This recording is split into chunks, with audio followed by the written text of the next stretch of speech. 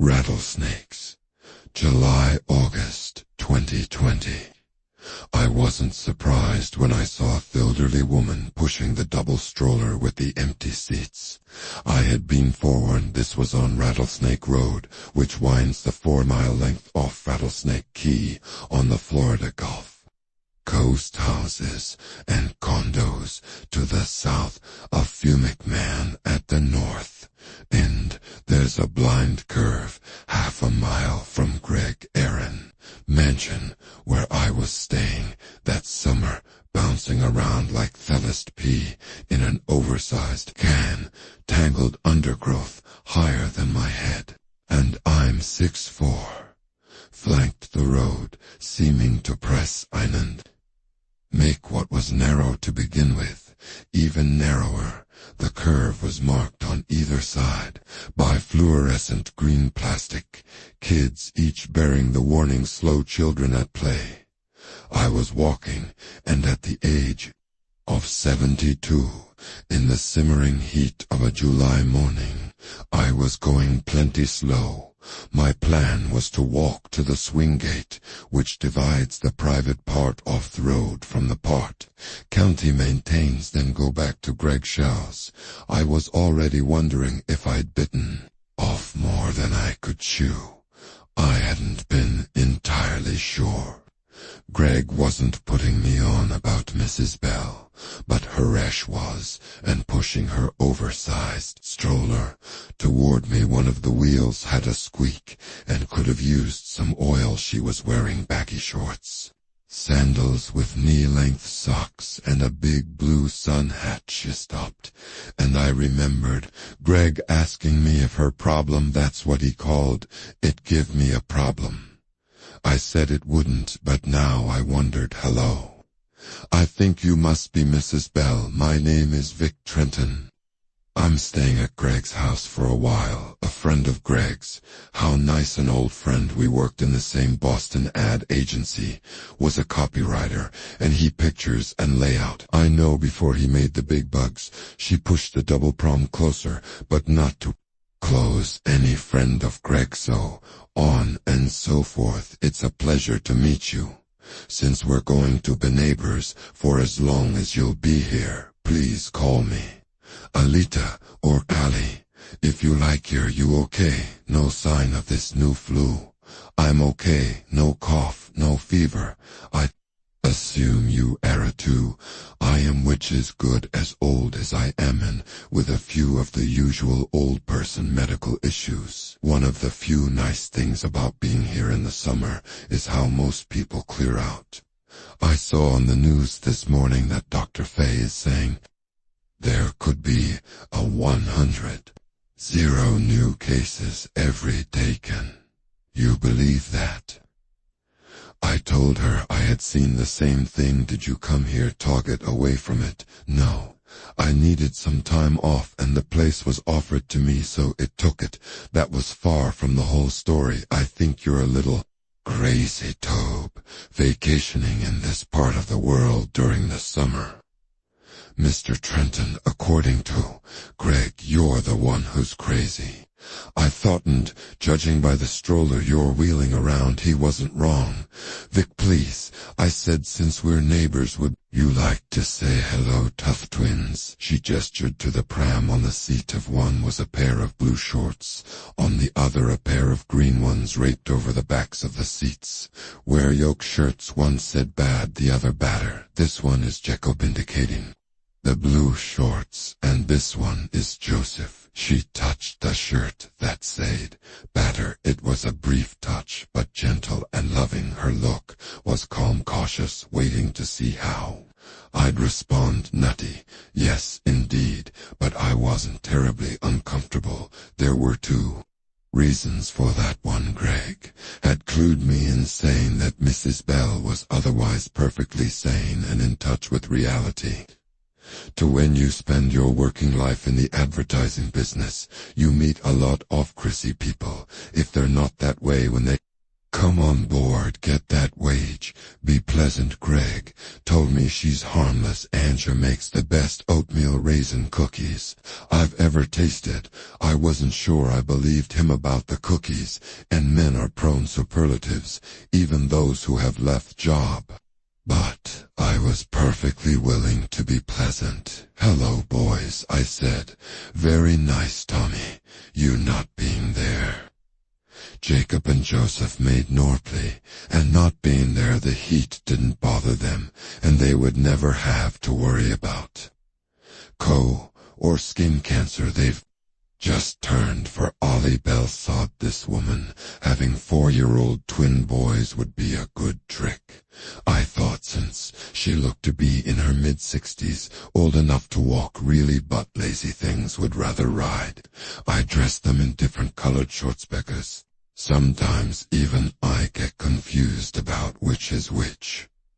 She laughed. Eyelet, you get on with your walk, Mr. Trenton. Vic, please. Vic, then by 10 it will be 90 inches. The shade and the humidity, don't even talk about it. Say goodbye, boys. Presumably did so. I wished them a good day and told Ollie Bell it was nice to meet her. Same, she said, and the twins think you look like a nice man, don't you, boys? You're right, Eom, I assured the empty seats of the double prom. Ollie Bell beamed. If it was atheist, I seemed to have passed. Do you like cookies, Vic? I do. Greg said oatmeal raisin is your specialty D. Oui, she said, and trilled a laugh. There was something faintly worrisome about it, probably. It was the context. You aren't introduced to long dead twins every day. I will bring you some in the near future, if you don't mind me stopping by. Absolutely not. In the evening when it cools off a little. I have a tendency to lose my breath in the middle of the day, although it doesn't bother Jake and Joe. And I always bring my pole for the snakes, she said. T, very nice to meet you. She rolled the prom past me, then turned back. Although this is no time to enjoy the Gulf Coast, October and November is the time for that. Duly noted. I said I originally thought the key was named for its shape, which looks remarkably snake-like, from the air twisting and doubling back on itself as it does. But Greg told me there were rattlers, a regular infestation of the Muntle. The early 80s, that was when the building boom hit the keys south of Cesta and Casey. Up until then, those lower keys had been left to doze.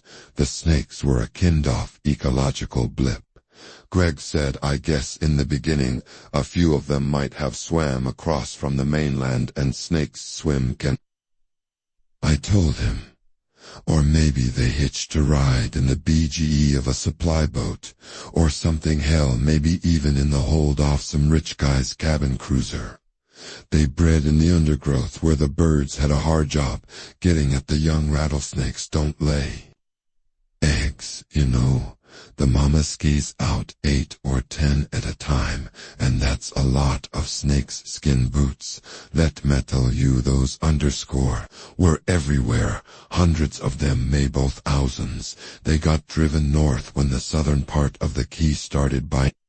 Then, when the rich folks came in, like you, I said, well, yes, he said with appropriate modesty, the stock market has been good to this boy especially. Apple and Tesla, true, it tipped you on that, but you, being the cautious New Englander that you aeroquit it, I said. Then, when the rich folks came in and started building their mansions like yours, I said, please, Vicken, like some of the stucco and cement horrors in this part of Florida, mine is architecturally pleasing, you say so.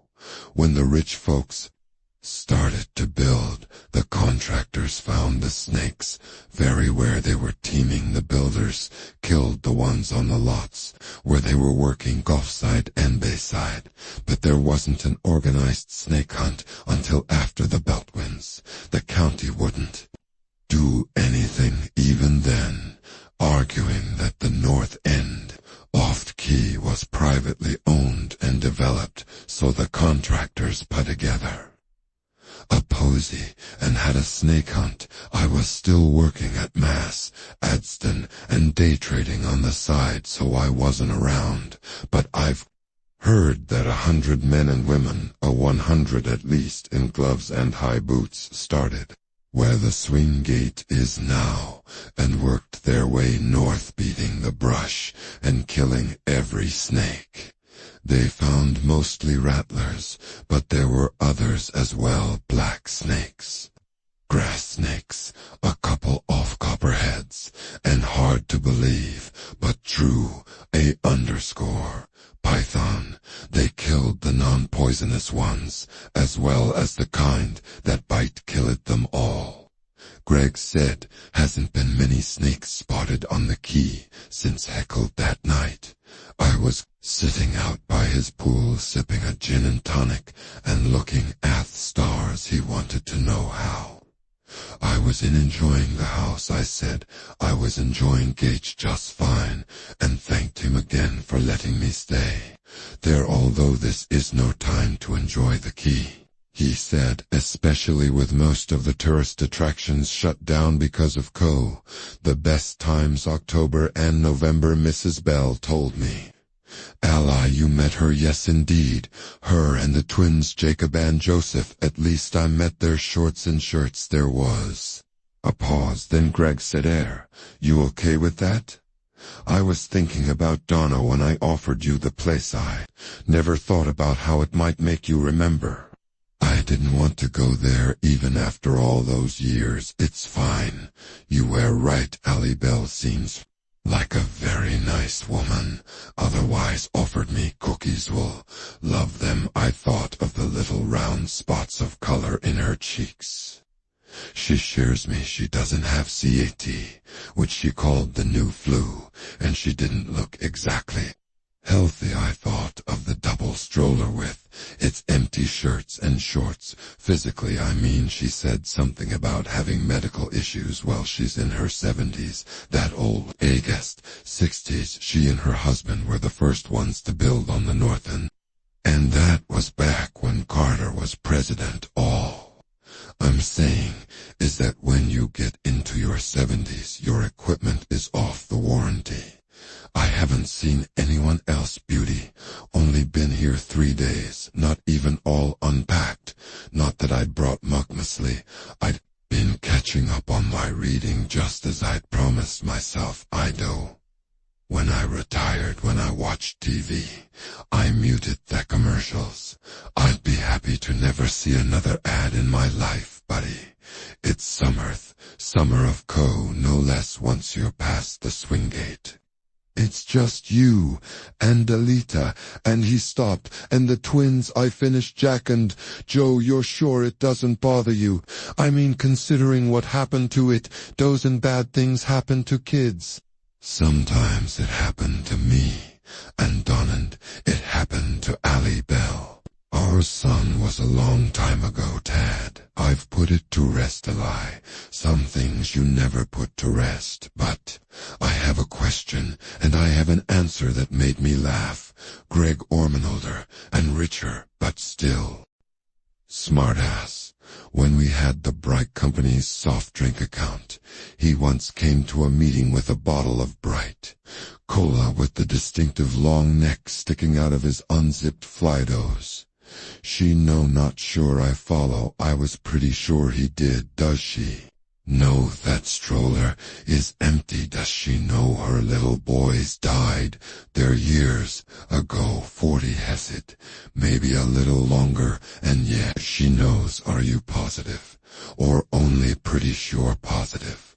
He said, then paused. Almost that was Greg, to always leave yourself in out. I watched the stars and finished at me drink. Thunder bumbled and rumbled on the gulf, and there were unfocused flashes of lightning, but I thought those were empty threats. I finished unpacking my second suitcase, something that should have been done 2 days ago, when that was done, it took all of 5 minutes. I went to bed. It was the 10th of July. In Thelajar world cases had passed 3 million just in the United States. Greg had told me I was welcome to stay in his place all the way through September. If he wanted, I told him I thought 6 weeks would be enough to clear my head, but now that it had cooled off, he thought I might stay longer, wait out the dread disease, the silence broken only by the sleepy sound of waves hitting Greg's shingle of beach was exquisite. I could get up with the sun and take my walks earlier than I had today, and maybe give Ollie Belle a miss by doing so. She was pleasant enough, Andy thought. Greg was right. She had at least 3 of her 4 wheels on the road, but that double prom with the shorts of different colors on the seats, that was creepy bad and batter. I murmured the master bedroom slider was upon, and a puff of breeze lifted the thin white curtains, turning them in torms. I got Greg's concern about the phantom twins as they related to me. At least now I did. My understanding came late, but wasn't better late than never. Accepted wisdom. I had certainly never made the connection to my life when he first told Mabel's eccentricity. That connection was to Tommy's son, who also died, and at roughly the same age as Jacob and Joseph, but Tad wasn't the reason. I felt I had to get away from New England, at least for a while. That grief was old in this ridiculously oversized house, and during these hot summer weeks I had a new one to deal with. I dreamed of Donna's. I often did. In this one we were sitting on the couch in our old living room holding hands. We were young. We weren't talking. That was all that wasted whole dream, but I woke up with tears on my face. The wind was blowing harder. Now a warm wind, but it made the curtains look more like reaching arms than ever. I got up to close the slider, then went out on the balcony. Instead, in the daytime, you could see the entire sweep of the Gulf from the upstairs bedrooms. Greg had told me I was welcome. Ito used the master, so that's what I did, but in the early hours of the morning, they're wazenly black, except for the occasional flashes of lightning, which were closer now, and the thunder was louder. The threat of a storm no longer empty stood at the rail above the flagstone patio, and the swimming pool with midshirt and boxers flapping around me.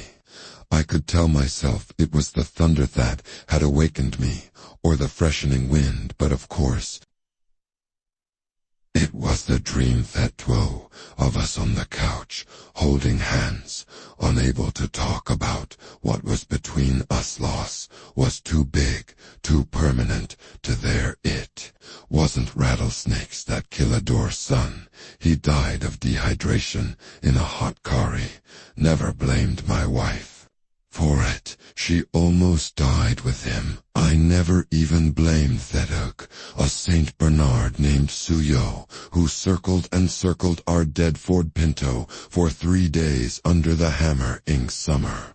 Son, there's a book by Lemonis Nicket, a series of unfortunate events, and that perfectly described with a pen to my wife and son. The house where our car died because of a plugged needle valve that would have taken a mechanic 5 minutes to fix was far out in the country and deserted. The dog was rapid. If Tad had a guardian, an angel, who was on vacation that July. All that happened a long time ago, decades. I went back inside, closed the slider, and latched it for good measure. I laid back down and was almost asleep when I heard a faint squeaking sound. I sat bolt upright, listening. You get crazy idea, some prod daylight, but seem ridiculous in broad daylight, but seem made quite plausible in the small hours of the morning. I couldn't remember if it was all too easy to imagine. That lay a lot crazier than Greg believed was downstairs that she was pushing the double stroller with the squeaky wheel across the great room to the kitchen, where she would leave a Tupperware container of oatmeal raisin cookies, pushing the stroller and believing that her twin sons, 40 years dead, were sitting in the seats. Squeak, pause, yes. I could see her. I could even see Jake and Joe, because she could see them only because I wasn't. Harry could see they were dead, pale skin, glazed eyes, swollen legs, and ankles bows. That was where the snakes had bitten. It was ridiculous, idiotic. Even then, sitting upright in my lap, I knew it. And yet, squeak, pause, squeak. I turned on the bedside lamp and crossed the room, telling myself I wasn't scared. I turned on the room's overhead light, then reached through theater way and turned on the upstairs gallery's track lighting, also telling myself no one was going to clutch my groping hand, and I wasn't going to scream if Somione did. I went halfway across the gallery and looked over the waist-high rail. No one was in the great room, of course, but I could hear the first spatters of Ryan hitting the downstairs windows, and I could hear something else as well. Squeak, pause, squeak, pause. I had neglected to turn off the overhead paddle fan. That was what was squeaking in theater. I hadn't even heard it. The switch was at the head of the stairs. I flipped it. The fan coasted to a stop, giving one more squeak. As it did so, E went back to bed, but left the table lamp on, turned to its lowest setting. If I had done a third dream, I didn't remember it in the morning. I slept in, probably because of my late-night scare, and skipped my walk, but I was up early on the next 3 mornings when the air was fresh, and even the birds were excellent. I took my walk to the swing gate and back, seeing plenty of rabbits, but no humans. I passed the Bell mailbox at the head of a driveway, enclosed by rhododendrons, but could barely glimpse the house, which was on the bay side and screened by trees and more roaded entrance. During weekday working hours, I heard leaf blowers and saw a couple of landscaping trucks parked in Ali's driveway when E went to the grocery store, but I think she was otherwise alone. Us was I, plus we were both singles who had outlived their mates. It might make a decent rom-com if anyone made rom-coms about old people. That is, the Golden Girls being the exception. That proves the rule, but the thought of putting a movie in her held zero appeal, less than zero actually. What would we dopash the invisible twins together, one on each side of the stroller? Pretend to feed them SpaghettiOs. Greg had a caretaker, but he had asked me to water flowers in the big pots flanking the doors on the driveway side and pool side.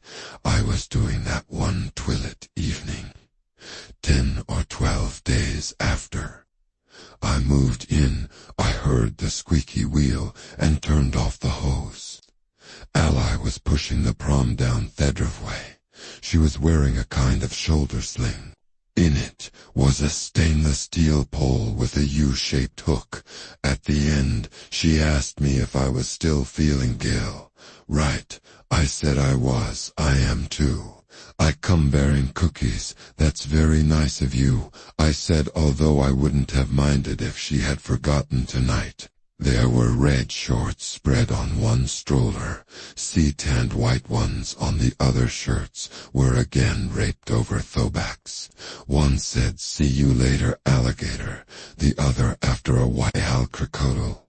If there had been actual kids in those days, they would have looked cool. As it was, no. Still, she was my neighbor, and harmless enough. So I said, "Hello, Jake," and "Hello, Joe. What do you know?"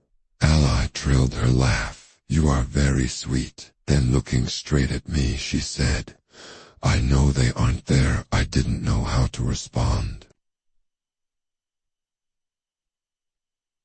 Ally didn't seem to mind, and yet sometimes they are remembered. Donna once sang something similar. This was months after Tad didn't, not long before we divorced. Sometimes I see him, she saddened. When I told her that was stupid, by then we had recovered. Enough to say unkind things to each other, she said. Noit's necessary. Allie's sling had a pouch on one side. She reached into it and brought out a Ziploc bag of cookies. I took them and thanked her. Come in and have one with me. I paused, then added, and bring the boys, of course, of course. She said us, if to ask what else. There was a set of inside stairs going from the garage to the first floor. She halted the prom at the foot of them and said, get out, boys, hustle on up, it's all right, we're invited. Her eyes actually followed their progress. Then she put her sling on one of the seats. She saw me looking at the snake pole and smiled. Try it. If it you like, you'll be surprised at how light it is. I pulled it out and hefted it. Couldn't have been more. Then 3-pound steel butt, hollow. The sharp point on the end of the hook is to stick them with, but they're too fast. For me, she held out her hand, and I gave her the pole. Usually you can push them, but if they still won't go, she lowered the prod, then gave it a quick lift. You can flip them into the brush, but you have to do it fast. I wanted to ask if she'd ever actually used it, and decided I already knew the ends were. If there were invisible boys, there were invisible snakes. Ked is settled for saying it looked very useful, very necessary, she said halfway up the stairs. Ally stopped, patted her chest, and took a few deep breaths. Those harder spots were back in her cheeks. Are you all right? Just a few. Missed beats of the old ticker. It's not serious, and I have pills, I suppose. I ought to take a couple. Perhaps you'd give me a glass of water. What about milk? Nothing goes better with cookies. Milk and cookies sounds like a treat. We climbed the rest of the stairs. She sat down at the kitchen table with a soft grunt.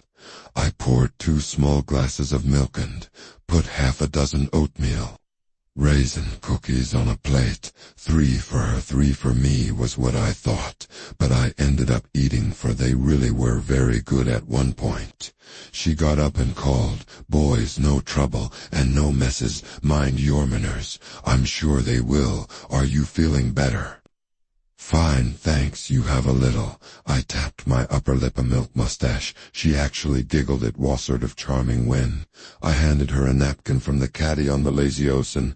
I saw her looking at my hand. Is your wife not with you, Vic? I touched me. No, she died. Her eyes widened. Oh, I'm so sorry. Was it recent? Fairly recent. Would you like another cookie? The lady might have been off-kilter about her children, but she knew a keep-out sign when she saw one or heard one. Okay, don't tell my doctor. We chatted a while, but not about rattlesnakes, invisible children, or dead wives. She talked about the Koran of Iris, talked about Florida politicians who she believed were hurting the environment. She said the manatees were dying because of fertilizer runoff in water, and encouraged me to visit Mole Marine Aquarium on City Island in Sesame if they're still open. I asked her if she'd like a little more milk. She smiled, shook her head, got to her feet, wavered a little, and stood steady. I have to get the boys home. It's past their bedtime, Jake. Joe, come on, you guys. She paused. There they are. What have you boys been up to then to me? They were in that room at the end of the hall. I hope they didn't disarrange anything. The room at the end of the hall was Greg's study, where I went to read in the evenings. Sure they didn't. Little boys shave a tendency to clutter. You know I may let them push the stroller back. I get tired so easily these days. Would you like that, boys? I saw her down the stairs to the garage, ready to grab her arm if she tottered. The milk and cookies seemed to have pepped her up. I'll just get you started, she told the twins in turn. Stroller around, we wouldn't want you to bump Mr. Trenton's car would we? Away, I said. It's a rental that made her giggle again. Come, Alonkados will have a bedtime story. She pushed the prom out of the garage. The first stars were coming out, and it was cooling off. July days are harsh on the Gulf Coast, I'd found that out. But the evenings can be gentle. The snowbirds missed that I walked with her as far as the mailbox. Oh, look at them. They've run ahead. She raised her voice. Not too far, boys, and watch for snakes. I guess you'll have to push the stroller yourself, I said. It looks that way, doesn't it? She smiled, but I thought her eyes were sad. Maybe it was only Theolite. You must think I'm a regular nutbird. No, I said, we all have our ways of coping, my wife. What, never mind, I wasn't going to tell her what my wife had said during the last hard months of our marriage, our first marriage, Colin sometimes. I see him, that was a can of worms I didn't want to open. I watched her go, and as she disappeared into the gloom of twilight lensing, full dark eye, heart that squeaky wheel, and thought I should have oiled it, for Heronley would have taken a minute. I went back to the house, locked up and rinsed off our plates. Then I picked up the book I was reading, one of the Joe Pickett novels, and went down Greg's office. I had no interest in Greg's workstation, hadn't even turned on the desktop computer, but he's got a hell of a nice easy chair with a standing lamp nearby. The perfect place to read a good novel for a couple of hours before bed. He's also got a cat named Buttons. Now, presumably reading in Greg's East Hampton abode with Greg and his current girlfriend, who would no doubt be at least 20 years younger than Greg, perhaps Faven.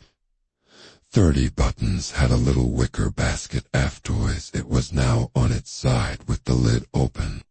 A couple of balls, a well-chewed catnap mouse, and a colorful rubber fish lay on the floor.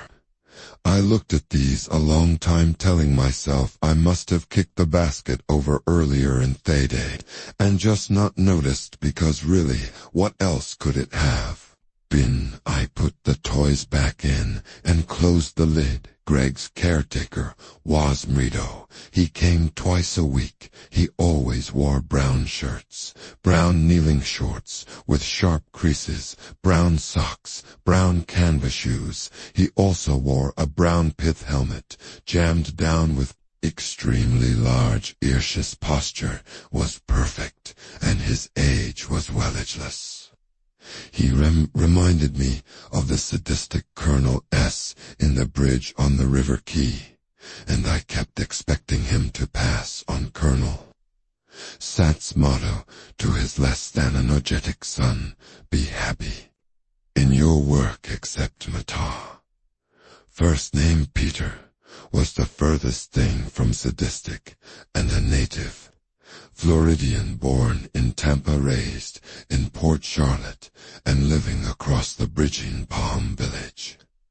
Greg was his only client on Rattlesnake Key, but he had plenty. Ofums on Party Siesta and Bacha printed on the sides of his panel trucks. He drove one, his lackadaisical son. The other was the motto, "Ah, so green is suppose." It would have been considered racist if his name had been McQueenie. It was getting on unknown. 4 August, when I spied him taking a break one day, standing in the shade and drinking from his cannon. Yes, he had one. He was watching Hisson circling Greg's tennis court on a riding mower. I came out onto the patient, stood beside him, just taking a break. "Mr. Trenton," he said, putting on his mask's back. "At it in a minute. I don't deal with the heat as well as I used to. Wait until you get to my age." I said, "I'm curious about something. You remember the Bell twins, Jake and Joe?" "Oh my God, yes. Who could forget 19 1982 or 83, I think. Terrible thing, eh? Was as young as that idiot when it happened. He pointed to his son Eddie, who appeared to be communing with his phone as he mowed around the court. I half expected him to roll across it any time that could. Spell disaster. I've met Ally, and well, he nodded. Sad lady, sad lady, always pushing her stroller. I don't know if she really believes the KESR in it or not. Maybe it's both. I said sometimes yes, some at Mesno. I shrugged. What happened to them then? Was a underscore shame, if you'll pardon me French. She was young when it happened. 30 might have been, or a bit older. Her husband was much older. Henry was his name. Is it true? Snakes got the kids hippled down his mask, took another drink from his canteen. Put his mask back in place. I left mine in the house. Yeah, it was snakes rattlers. There was an inquest, and the verdict was death by misadventure. The papers were more discreet back then. There was no social media except people talk, and that's a kind of social media. Well then, you say. I agreed.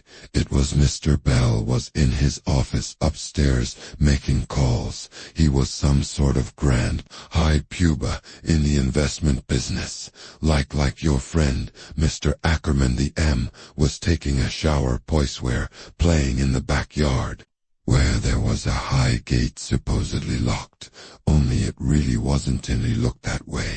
The county detective in charge of the investigation said the gate latch had been painted over several times on account of rust, and it didn't catch the way it was supposed to, and those boys got out shoosed to push him in the stroller. Don't know if it's the same one she's got now or not, but they could walk just fine, and they must have decided to go to the beach. They didn't take the boardwalk.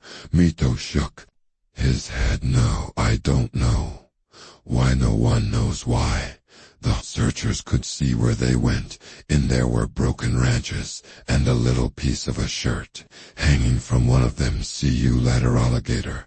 I thought it's about 400 yards from Rattlesnake Road to the beach. All of it choked with undergrowth. They made it about halfway. One of them was dead when the searchers found them. The other died before they could get him back to the road. My Uncle Devon was in the search party, and he said each of those little boys' bow had been bit over 100 times. I don't believe that, but I guess it was a lot. Most of the bites, the punctures were on their necks and faces because they fell down. Yeah, one seed poison started to work. They would have fallen down. There was only one rattler left when the search party found the boys. One of the men killed it with a snake pole. That's a kind of thing, has a hook. I know what they are. Ali Carasone when she walks near dark. Mr. Ito nodded. Not that there are many snakes, no. Certainly no rattlers. There was a hunting party 2 days later. Plenty of men, a regular posse. Some were building contractors and their crews. The rest were from Palm Village. Uncle Devon was in on that. 1, 2. They went north, beating the bush, killed over 200 rattlers on the way, is what I heard, not to mention assorted other Wrigley. They finished up on the point of land between Daylight Pass and Dumakiat, least where Duma used to be. It's underwater now. Some of the snakes swam away and probably drowned. The rest were killed right there. Uncle Devon said another 400 or 500, which has got to be pardon me French, but I guess there were plenty. Henry Bell was part of that group, but in at the finish he fainted from the heat and the excitement and the sorrow. I guess Mrs. Bell never saw the little boys where they died, only after they'd been, fixed up in the funeral parlor. But their father was part of the search party that found them. They took him to the hospital. He died of a heart attack not long after. Probably never go over it. I mean, who would I could relate to that?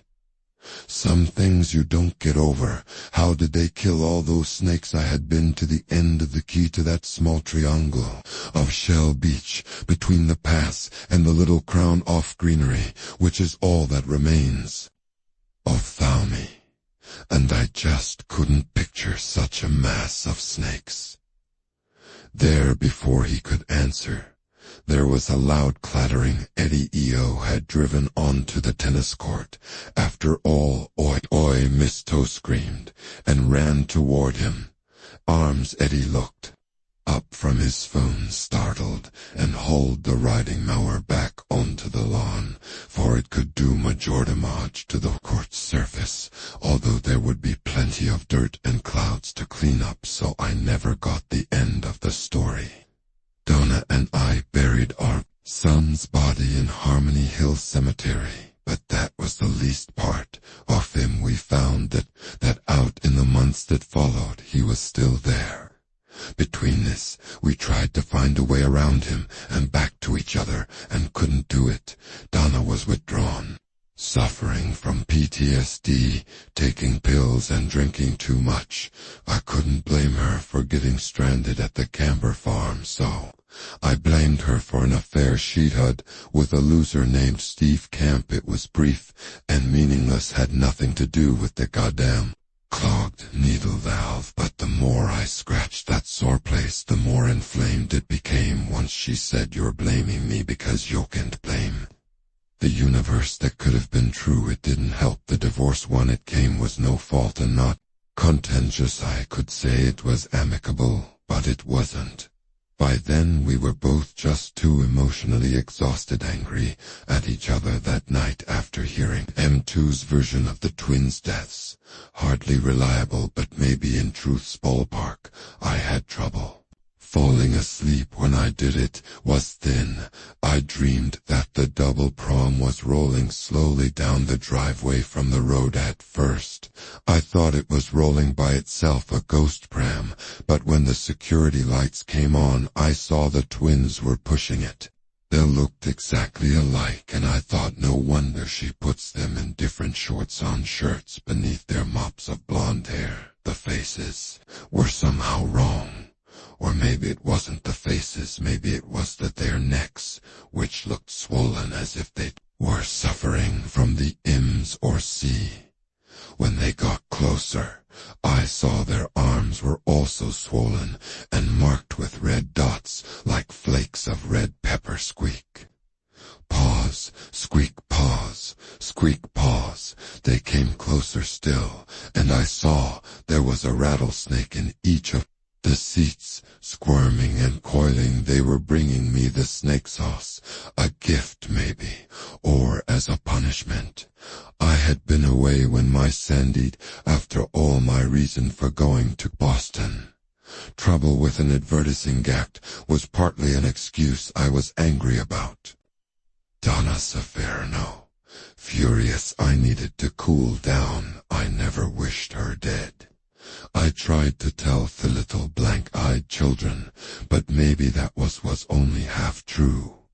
Love and hate are also twins. I came to a soupy consciousness, but at first thought I was still dreaming because I could still hear that rhythmic squeaking. It was the fan in the great room. Had to be, so I got up to turn it off.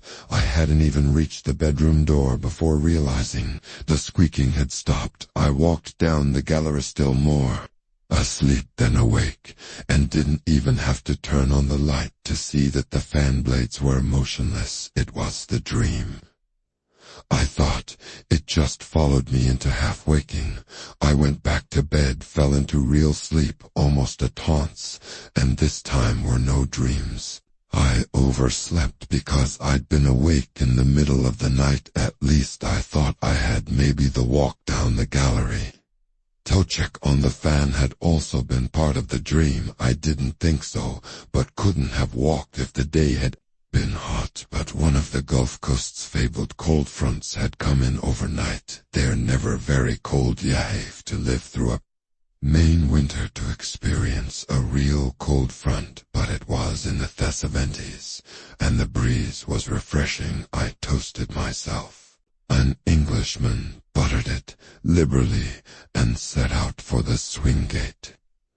I hadn't gone a quarter of a mile before I saw buzzards circling both the black ones and the red-headed turkey vultures. They're ugly, awkward birds, so big gets hard for them too. Fly Greg told me they show up by the hundreds if there's a red tide gobbling the dead fish that wash up on the beach, but there had been no red tide that summer prickling in your lungs. It's impossible to mistake for anything else, and these birds appeared to be over the road instead of the beach. I expected to find a dead rabbit or armadillo squashed in the road, maybe someone's runaway cat or puppy, but it wasn't an animal. It was Allie. She was lying on her back by her mailbox. The double stroller was overturned at the head of her driveway. Shorts and shirts had spilled out and were lying on the crushed shell. Half a dozen buzzards were squabbling over her, hopping around, jostling each other, pecking at her arms and legs, and facially pecking isn't the right word. They were snatching at her flesh with their big beaks. I saw one of them, a red-headed turkey buzzard that had to weigh 5 lbd, into her exposed bicep and raise her arm, shaking its head and making her hand wiggle as if she were waving at me. After a moment of shocked paralysis, he charged them, windmilling my arms and yelling several clumsy flight. Most of the others backed off along the road in big clumsy hops, not one with its beak in her arm, though it continued to shake its head, trying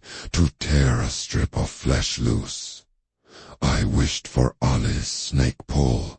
A baseball bat would been even and better. But you know what they say about wishes. Beggars and horses. I saw a fallen palm frond, picked it up, and began waving it. Get away. Ish shouted. Get away, you underscore. Those fronds weigh almost nothing, but the dry ones make a loud rattling sound. The buzzard gave one more yank of its head, and then launched itself and flew past me with a scrap of Allie's arm in its beak. Those black eyes, si meto. Mark me to say, your turn will come. I punched at it, but missed. There was no question that she was dead, but I knelt beside her to makesh her. I'm old now, and they tell me that one's thought process is dim.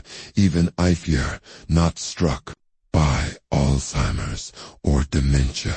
Slip it, pantaloon, and all that, but I think I'll never forget what corn birds had done to the nice lady who needed to pretend her long-dead children were still alive, the woman who had brought me oatmeal raisin cookies. Her mouth was open, and with the lower lip gone, she appeared to be wearing a terminal snarl. The buzzards had gotten half of her nose on.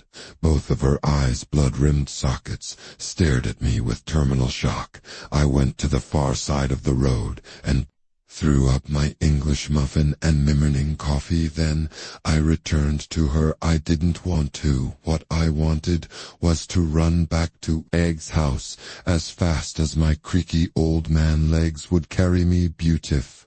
I did that. The buzzards would return, turn, and resume their meal. Some were circling overhead. Most were roosting in the Australian pines and palmetto like vultures in a horror movie version of a New Yorker cartoon.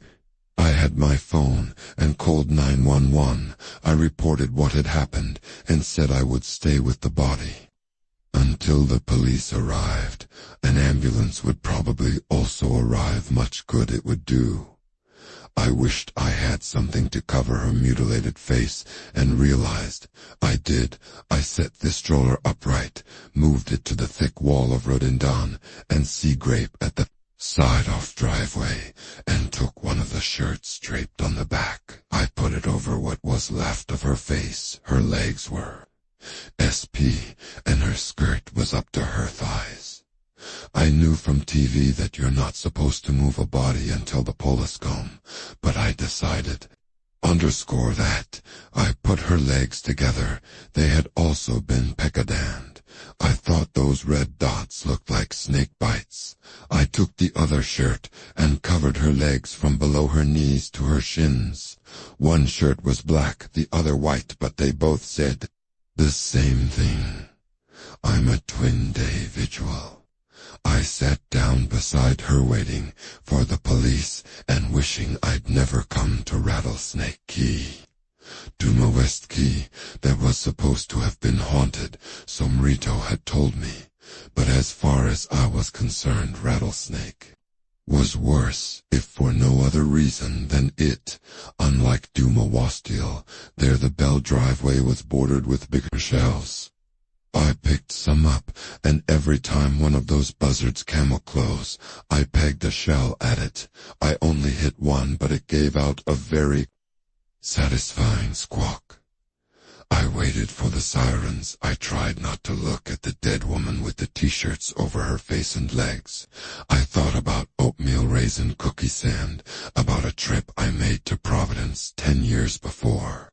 I was 62 then, and thinking about I didn't know what I'd do with my so-called golden years, the joy I'd always felt in advertising. Biz composing just the right slogan, go with just the right idea, had started to grow very thin. I waced there, along with 2 other hotshots in the Boston agency, to talk to an eloquence of Floyas, Dean and Dion, if you please. Their headquarters was in Providence, but they had offices in all the New England states, specializing in auto accident claims, disabilities, and slip-hand injuries. The Devons crew wanted an aggressive IVAV campaign that would blanket all the TV stations from Cranston to Caribou, something jazzy. They said something that will make people call that 800 number. I wasn't looking forward to the meeting, which was apt to be long and contentious, lawyers think. Then I was sitting in the lobby of the Hilton Hotel the night before, waiting for my compatriots Jim Wyand, Andre Dubose to come down from their rooms. The plan was to go out to Olive Garden and brainstorm, the ultimate goal being to come up with 2 good pitches. No more than 2 lawyers think they know everything. Lawyers also get easily confused. I had a notepad on which I jotted while I get underscore. When you can do the underscore call, Debon and Dion probably a non-starter. I flipped the pad closed, put it in my jacket pocket, and glanced into Thar. That's all Did I think about that sometimes? How I might have looked out the window or back at the elevators to see if GM and Andre were coming, but I didn't. I glanced into the bar. There was a woman on one of the stools. She was dressed in a dark blue pantsuit. Her hair, black and streaked with white, was styled in the kind of cut, maybe what hairdressers call a Dutch bob, that brushed the nape of her neck. Her face was only a quarter turned to me's. She raised her glass to sip, but I didn't need to see more there. Are things way? Just no, aren't there? The tilt of a person's head, the way the jaw, angle cinto, the chin, the way one shoulder might always be slightly lifted, as if in a humorous shrug, the gesture of a hand brushing back a wing of hair. The fingers held out, the other 2 curled toward. The palm. Time always has a tale to tell. Wouldn't you say time and love? It's not her. I thought it can't be all the time, knowing it could be. No one else. I had seen her in over 2 decades. We'd fallen completely out. Touch, not even holiday cards, for the last dozen or so years. But I knew her a taunts. I got up on legs that felt numb. I walked into the bar. I sat down next to her, a stranger who had once been my closest friend, the object of my lust and me love, the woman who had once killed a rabid dog in defense of her son, but too late, too late, too late. "Hey you," I said, "can I buy you a drink?" She turned, startled, ready to say whatever it was meant to say. "Thanks, but I'm meeting someone." "Thanks, but I'm not looking for company," and saw me. Her mouth made a perfect O. She swayed backward on Thistle. I caught her by the shoulders, her eyes on mine, her dark blue eyes on mine. "Vic, is it really you? Is this seat taken?" Jim and Andre, the brainstorming session B themselves, and the lawyers ended up greenlighting a really awful advert, a campaign featuring a has-been cowboy star. I took my ex to dinner, and not at Olive Garden, our first meal together since 3 months after the divorce. The last ended in a bitter argument. She threw her salad plate at him, and we got kicked out. "I never want to see you again," she said. "If you need to tell me something, right." She walked away.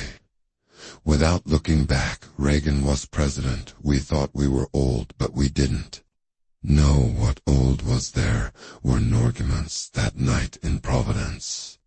There was a lot of catching up and a fair amount of drinking. She came back to my room. We spent the night 3 months.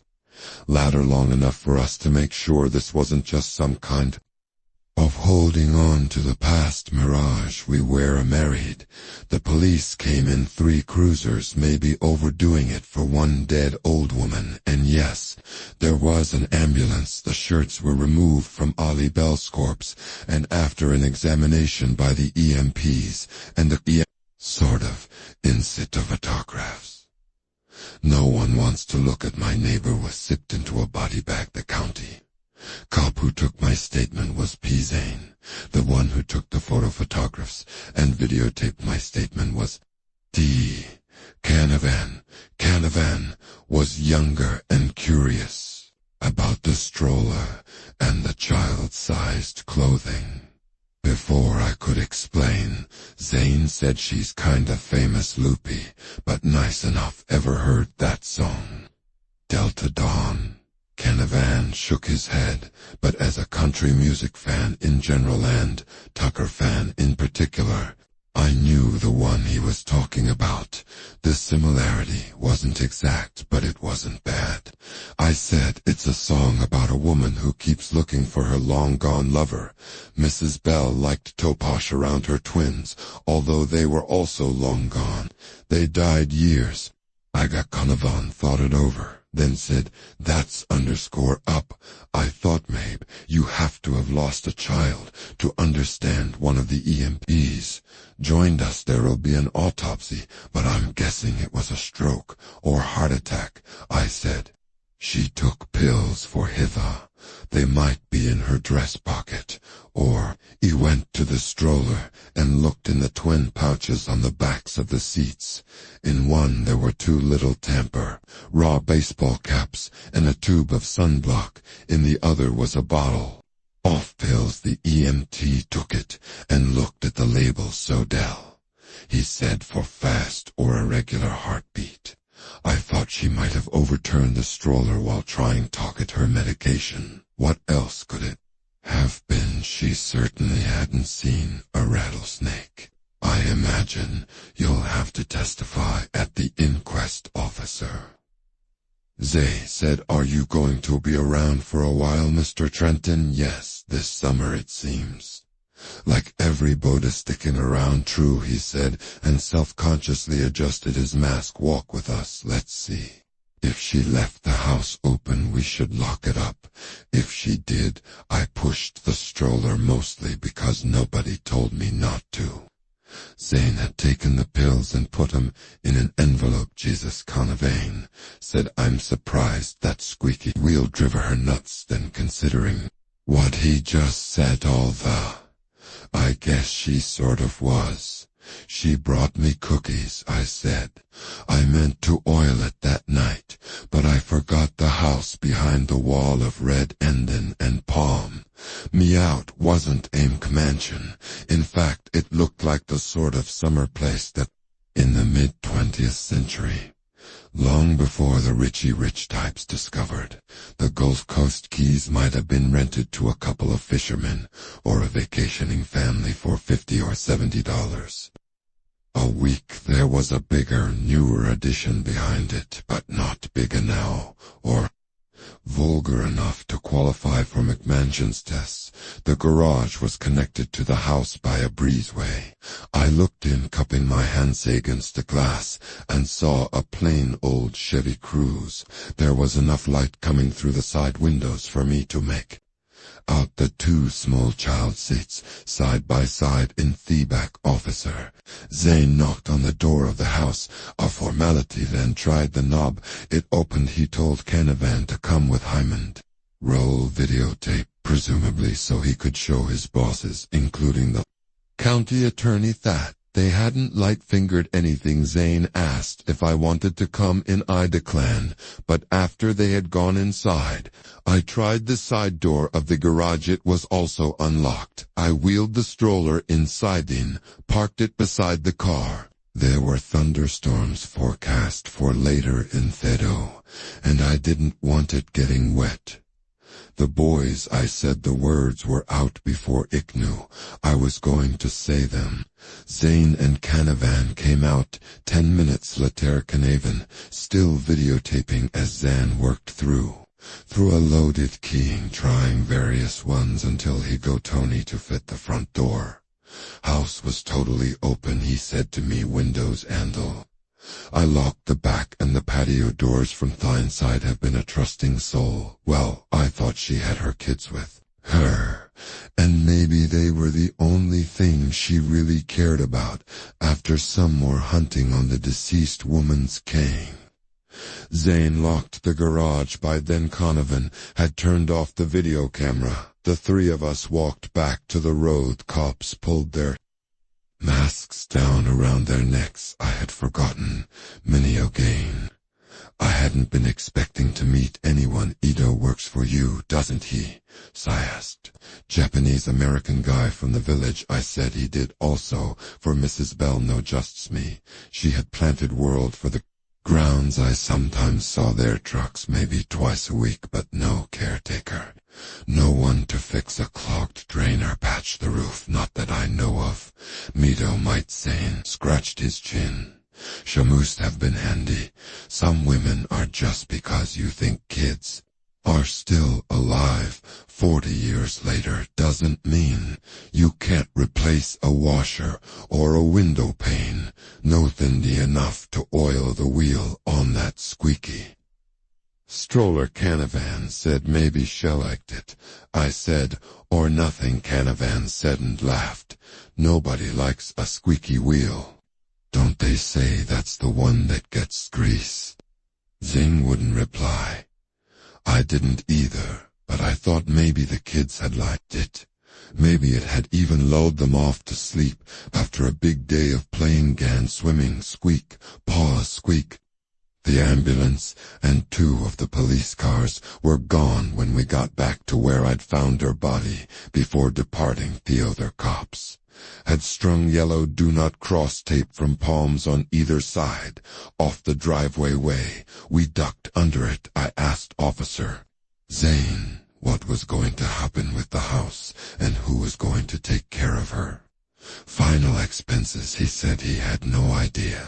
She probably had a will. Somebody will have to go through the place and find it, plus her phone and any other paperwork.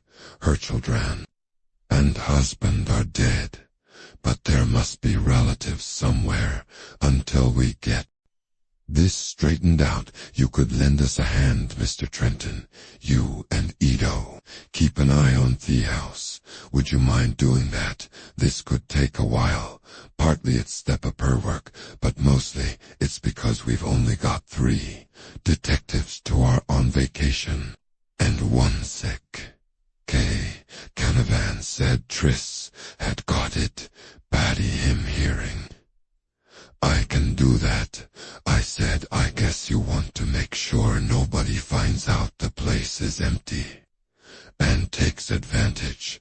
That's it. Although hyenas horrib, a deceased person's house, usually do it because They read the obituary, and who's going to write an obituary for Mrs. Belshi-Wassaloni? Why don't I put her name and what I know about her on Facebook? Okay, good, and we'll get it on the news. What about Super Gramp Canavan said could he go through the house, look for a will, and maybe in a dress book, you know what, that's a good idea. Zane said, who's Super Gramp? I asked Andy P. Zane said semi-retired, refuses to go all the way to full retired. He helps out when we need a hand charter member of the 10. The 42 Club Canavan said he snickered, which earned him a frown from Zan. What's that, cops who can't quitterbing themselves to pull the pin? Zane said, but P's good police got a lot of experience and he's fishing buttes with one of the local judges. Bet he could get a writ of exempt circumstance, or whatever it's called, so I wouldn't have to actually go inside health house. Nope, you can't, Zane said. That'll be P's job if he agrees to do it. Bet. Thanks for keeping the underscore buzzards off her. They messed her up. It could have been a lot worse. Sorry your morning walk got ruined. Underscore happens. I think Confucius said that Canavan looked puzzled, but Zane laughed. Ask Mr. Edo if he knows anything about Mrs. Bell's relatives. When you see him, I watched them get into their cruiser and waved as they went around next bend. Then I walked back home. I thought about Anna. I thought about Todor, lost boy, who would now, if not for a plugged needle valve, be in his 40s.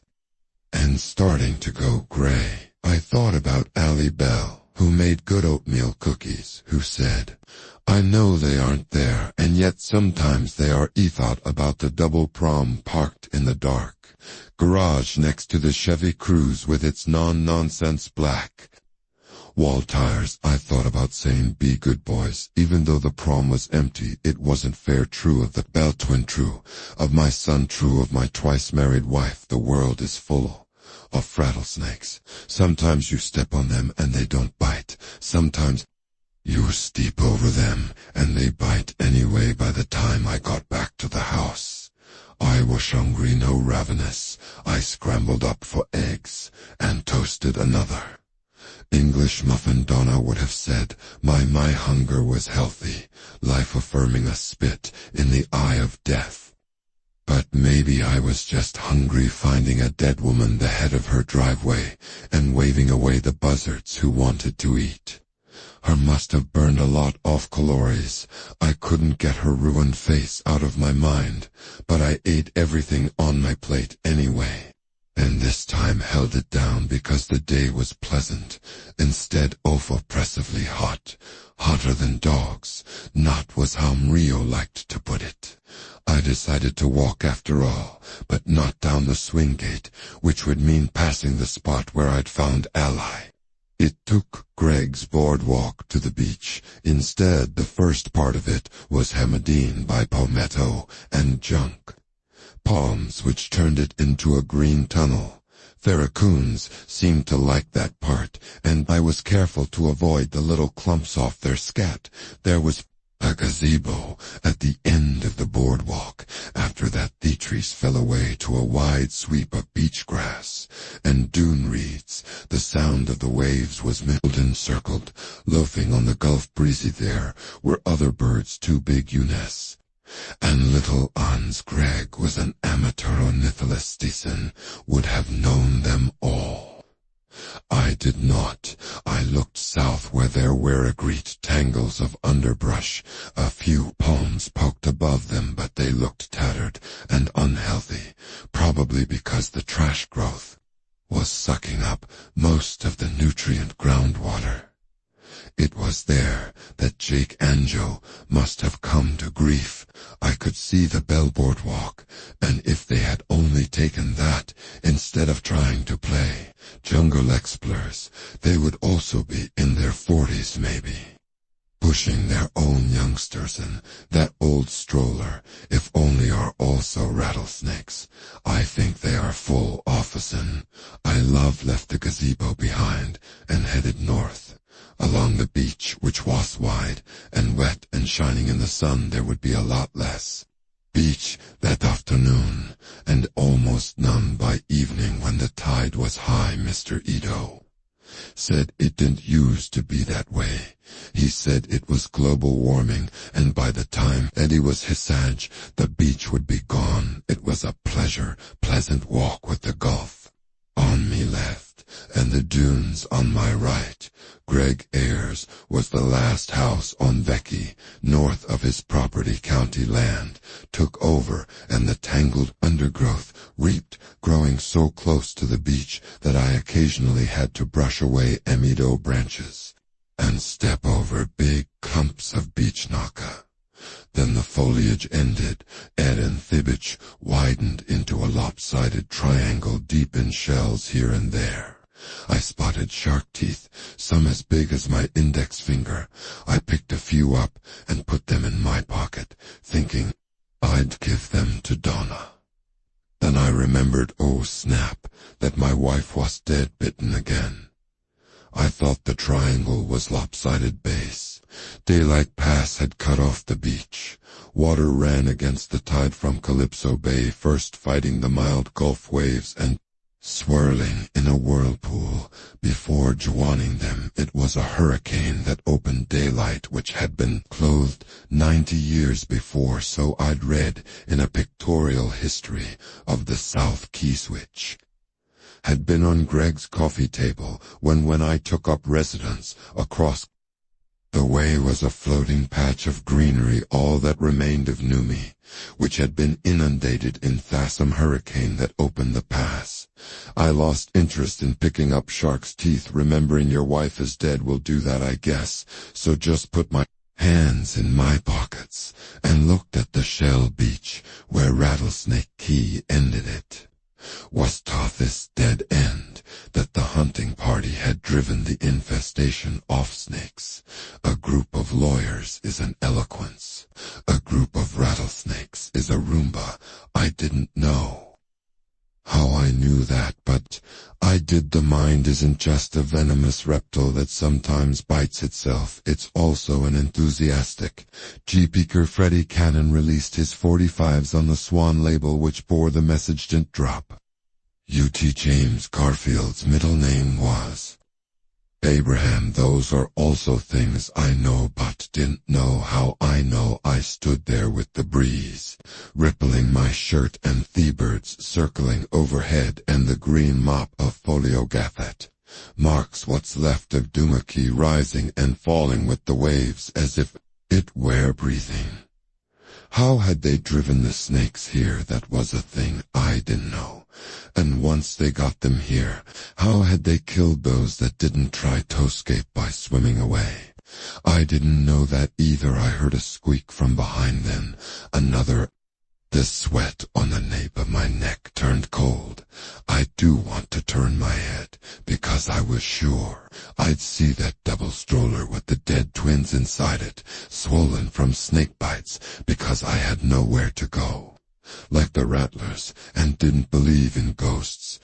I did. There were a couple of gulls standing there, white heads, black bodies, Betty eyes, asking what the hell I was doing trespassing on their spot Beck house. I was scared. I threw a couple of shark's teeth at them. They weren't as big as the shells I'd thrown at the buzzards. They did the job. The gulls flew off squawking, indignantly squawking.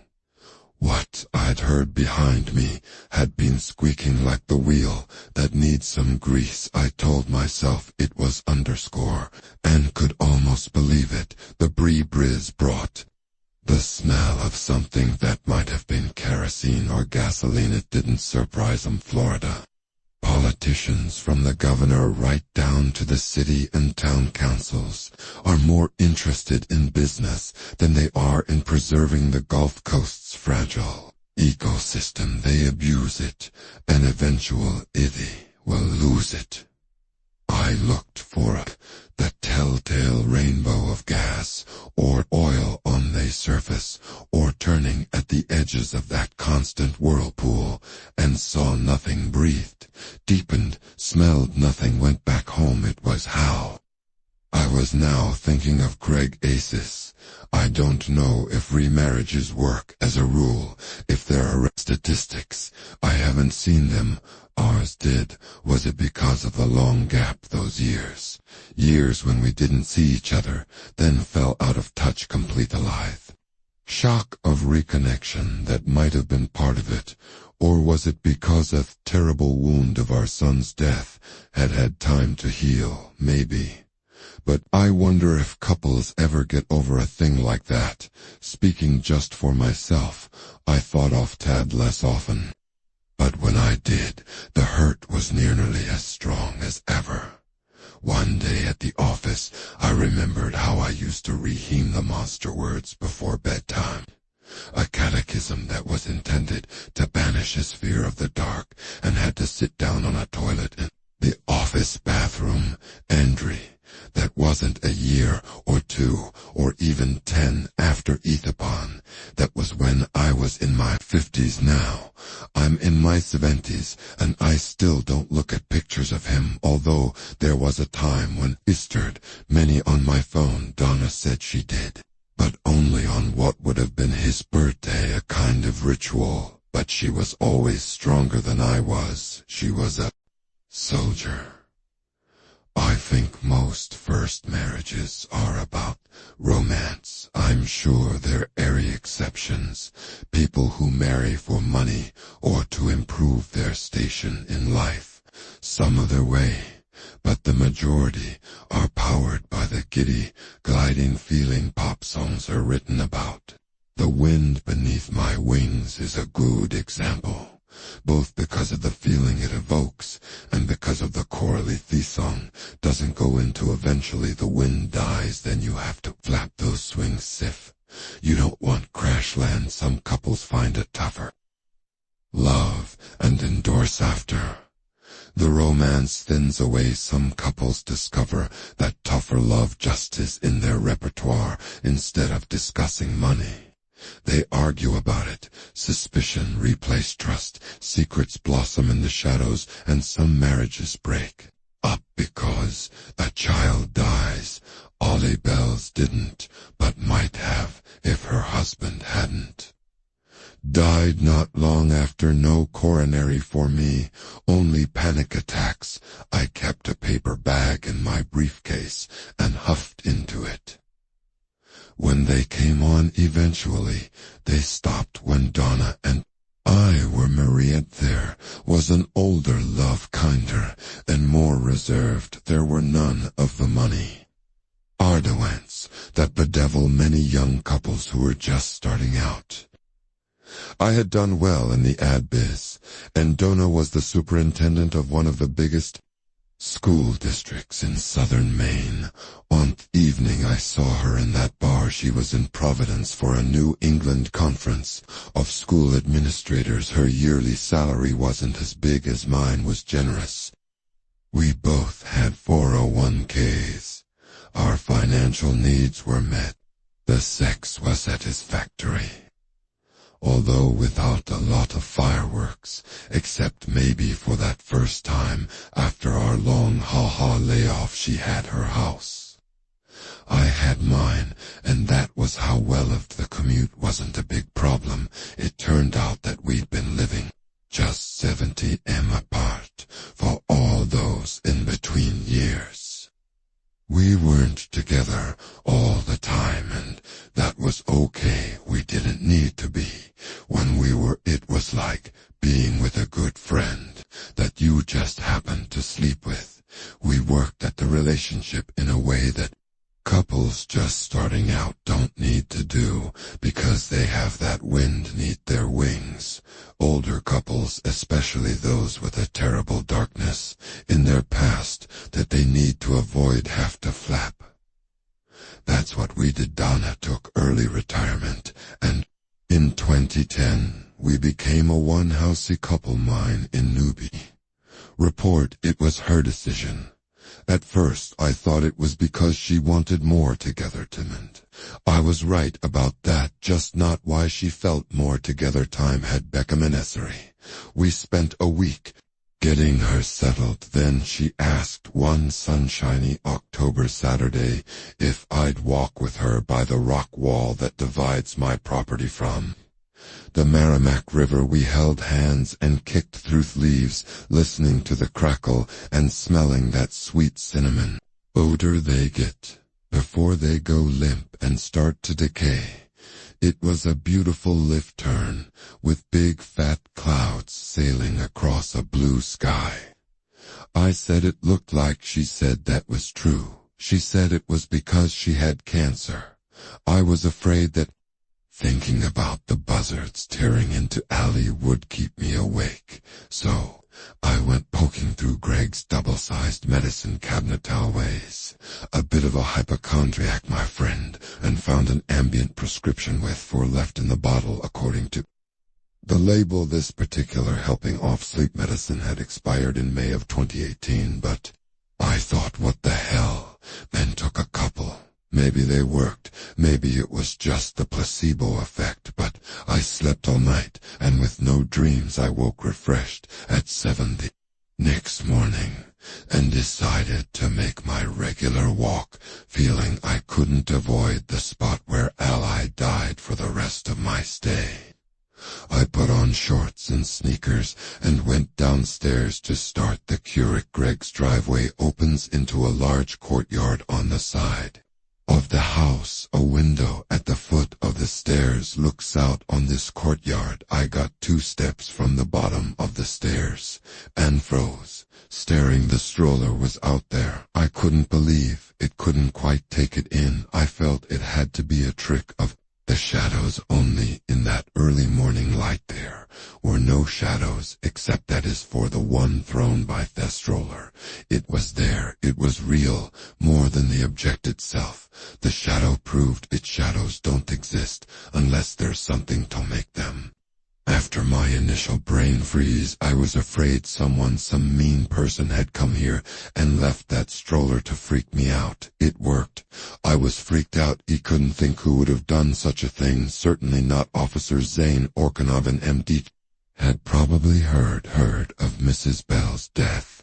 News travels fast in small communities, but he wasn't practical joker type, and his son spent most of that time in internet dreamland. There were no usual suspects, and in a way that didn't matter. What mattered was that someone had come to my house in what the pulp novelists call the dead of night. Had I locked up in my initial shock and fright at first, I wasn't even angry. I couldn't tremble.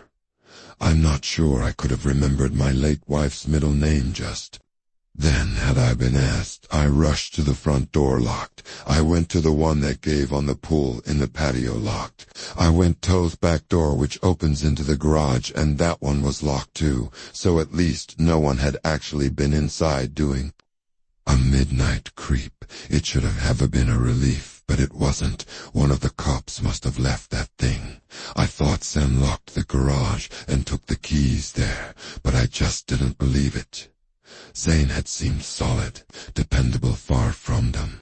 Also, was a key to the garage really necessary? Probably not. Lock on the side door looked like the kind you could pop with a coat hanger or credit card. I went out to look at the stroller. I thought there might be a note of the sort that would be left behind. In a creepy gray sea suspense movie. You're next, and go back.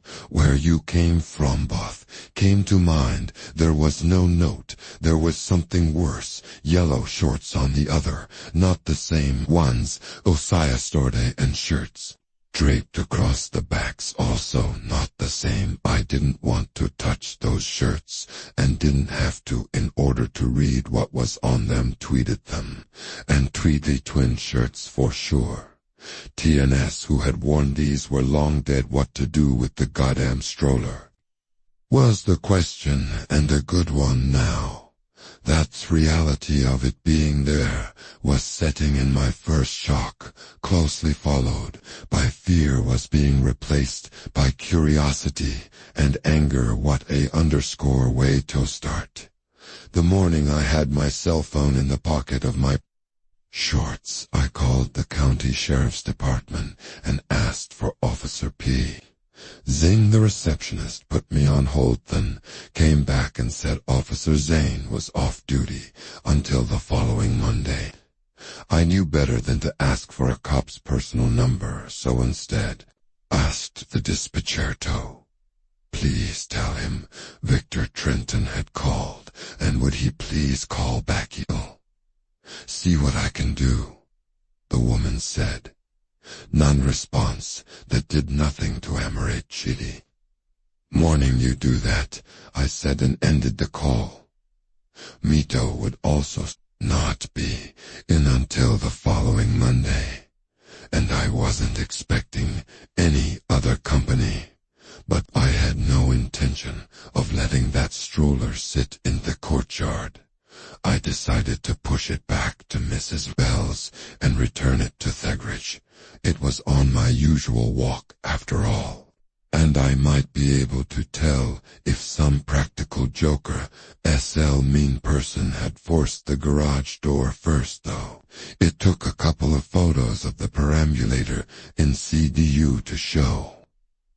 Saying assuming he was interested, that was, he might be less than happy that I'd moved the stroller from the courtyard where I found it. But was it evidence of a crime? Had Ollie Bell been beaten to death with a perambulator perforce?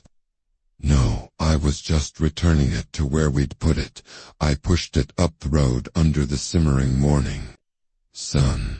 Maybe the residual effects of Themiant were still in my system, because once the fear had been dispelled, ordinariness, even the shorts and shirts wear, pray sex wear. Pray sends, where pray sends, where pray sends. Sun may be the residual effects of Themiant, or still with the residual effects of Themiant, or still in my system, because once the fear had been absent, because once the fear had been dispelled with pray, because it be been with Greek wars, or perfect with a sec, with wes it, with that.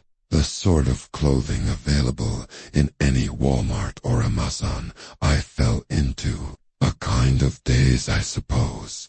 If I'd been in bed, or even lying on the sofa, I would have drifted off into sleep, but because I was walking on Rattlesnake Road, I just let my mind float on its own current. Squeaky wheel or no squeaky wheel, I really should oil it. I thought the roller was easy to posh, especially without any 4-year-old boys to weigh it down. I did it with my right. I touched the shirts hanging over the backs of these eats, first one then the other. I didn't realize what I was doing until later. He thought of the boys crossing the road and then fighting their way toward the beach through the undergrowth node, angry about it, not using their little boy cuss words if they got whapped in the face by a back-swinging frond, or when a jutting branch scraped an arm. Not angry, not impatient, not wishing they'd taken the boardwalk. They were deep in a shared fantasy jungle. Explorers, wearing Wesper hats their father had made them out of the Tribune's Sunday color funnies. Somewhere ahead there might be a treasure chest left behind by pirates, or a gigantic ape like King Kong, a movie they had seen on Tempamatin at 4 o'clock, sitting cross-legged before the TV, until their mom commandeered it for the nightly news with Tom Braca. They hear the rattling low at first, getting louder and closer as they push heroically onward. At first they ignore it, then Mackett's fatal mistake of dismissing it. Joe thinks it might be bees, and they could find honey. Jake asks him how many times his brother would like to get stung, and tells him not to be stupid. They are after treasure. Honey is not treasure. Rattling sound is coming from the left and the right. No problem. The way to beach is straight ahead. They can already hear the wave sand. They will paddle their feet before digging in the sand for gold, and building a castle if the treasure hunt yields. No results. They want to wade in the water beckos. It's hot, a hot day, like the one my little boy had to deal with, had no water in which to paddle his feet. He was trapped in a hot car with his tummy because there was a monster outside the monster. Wouldn't leave and the car. Wouldn't go, they don't see the dip because it's masked by a tangle.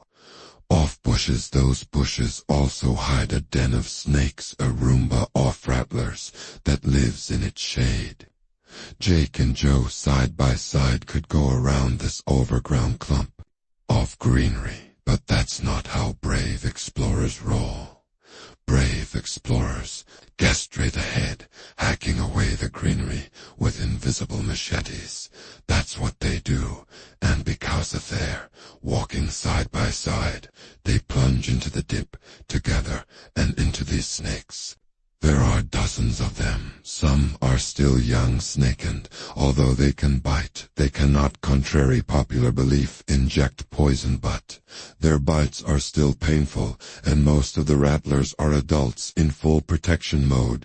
They shoot their diamond-shaped heads forward and sink their fangs deep, boiscree, out, oh, and don't, and what, and that hurts. They are bitten multiple times on ankles and calves. Joe goes to one knee, a snake strikes his thigh, and wraps its body around his knitter knicket. Jake struggles out of the brush, Phil dip, wearing snakes like ankle bracelets. That rattling sound fills the world he tries to pull. Joe to his feet, and a snake sinks its fangs into the meat of his small palm. As quick as swinking, Joe is on his belly now with snakes crawling all over him. He tries to protect his face at least, and can he's bitten on his neck and cheeks, and when he turns his head in a futile effort to get away on his nose and mouth, his face begins to swell. Jake turns and begins to blunder back. 2. Therode and the Bell House on the other side, still wearing snakes around his ankles.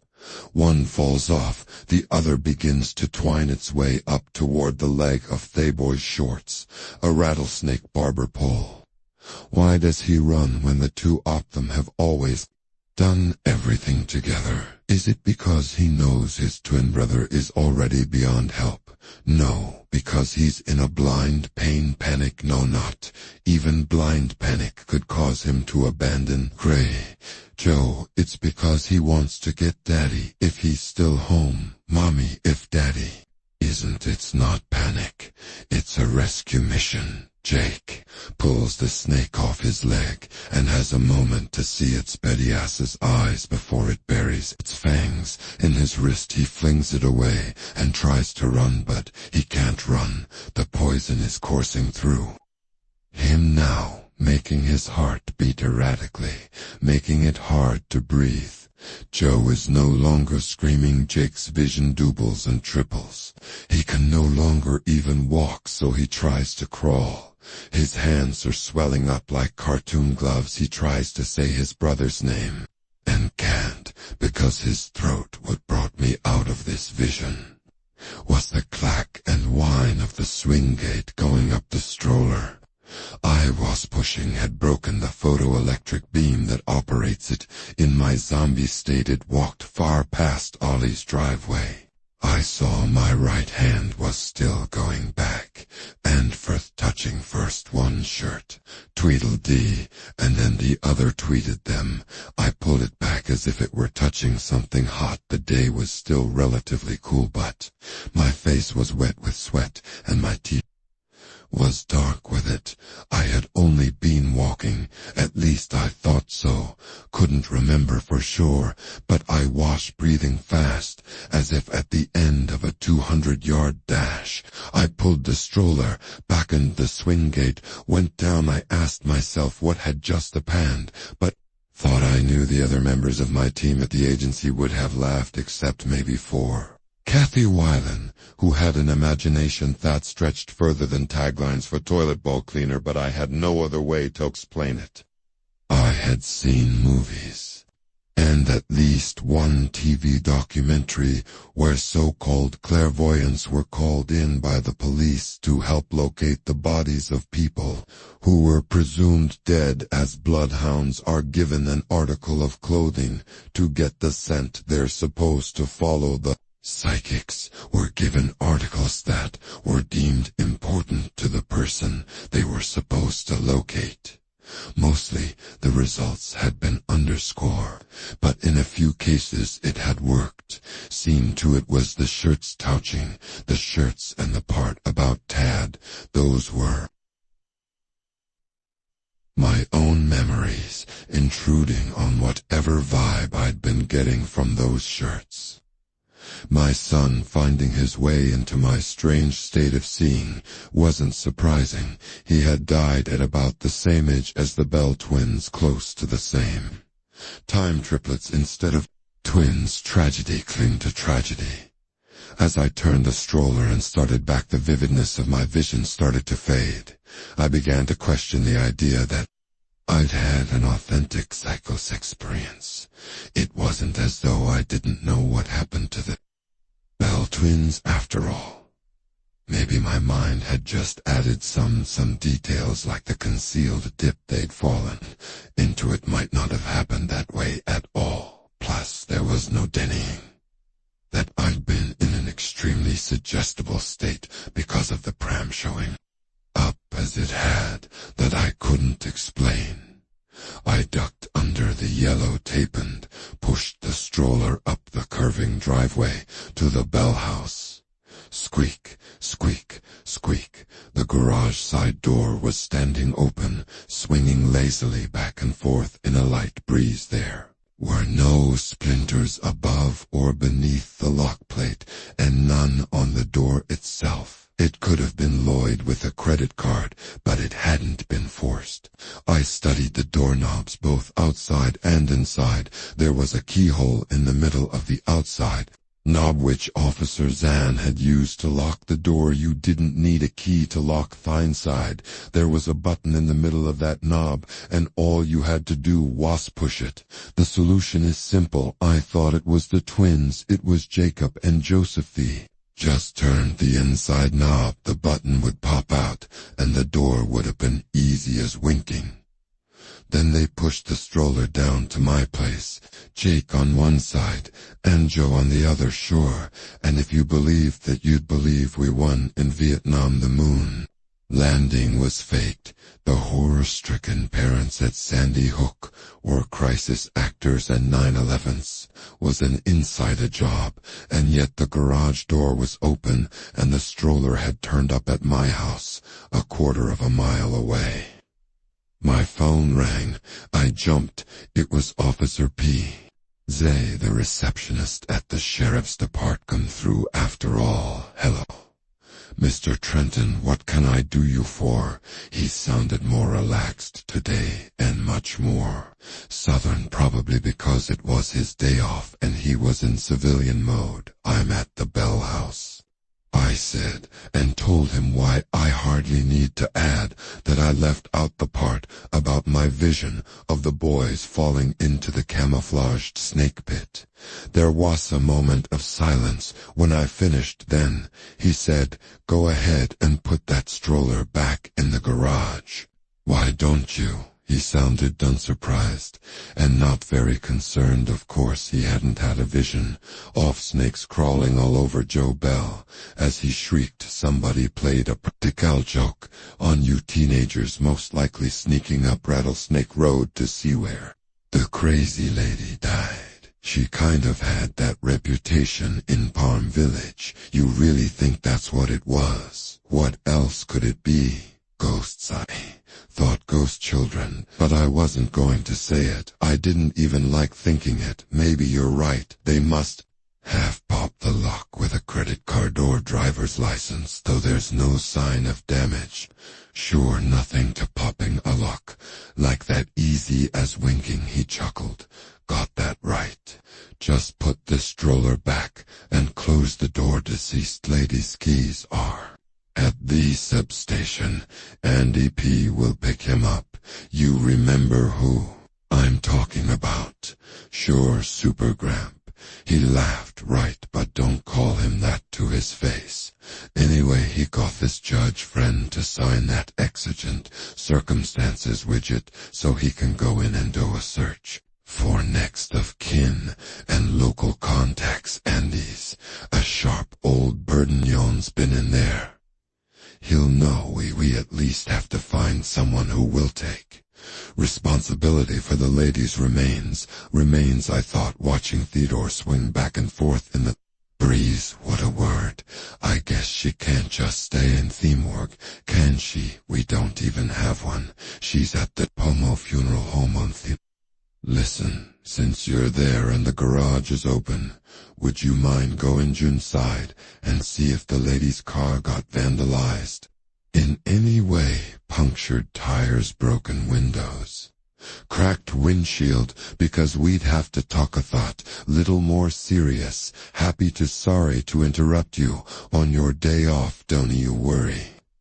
I've had my breakfast and now I'm just sitting out back and reading the paper. Call me if anything's wrong with the car. If there's, I'll inform Andy and Mr. Trenton. Why don't you make it Vic?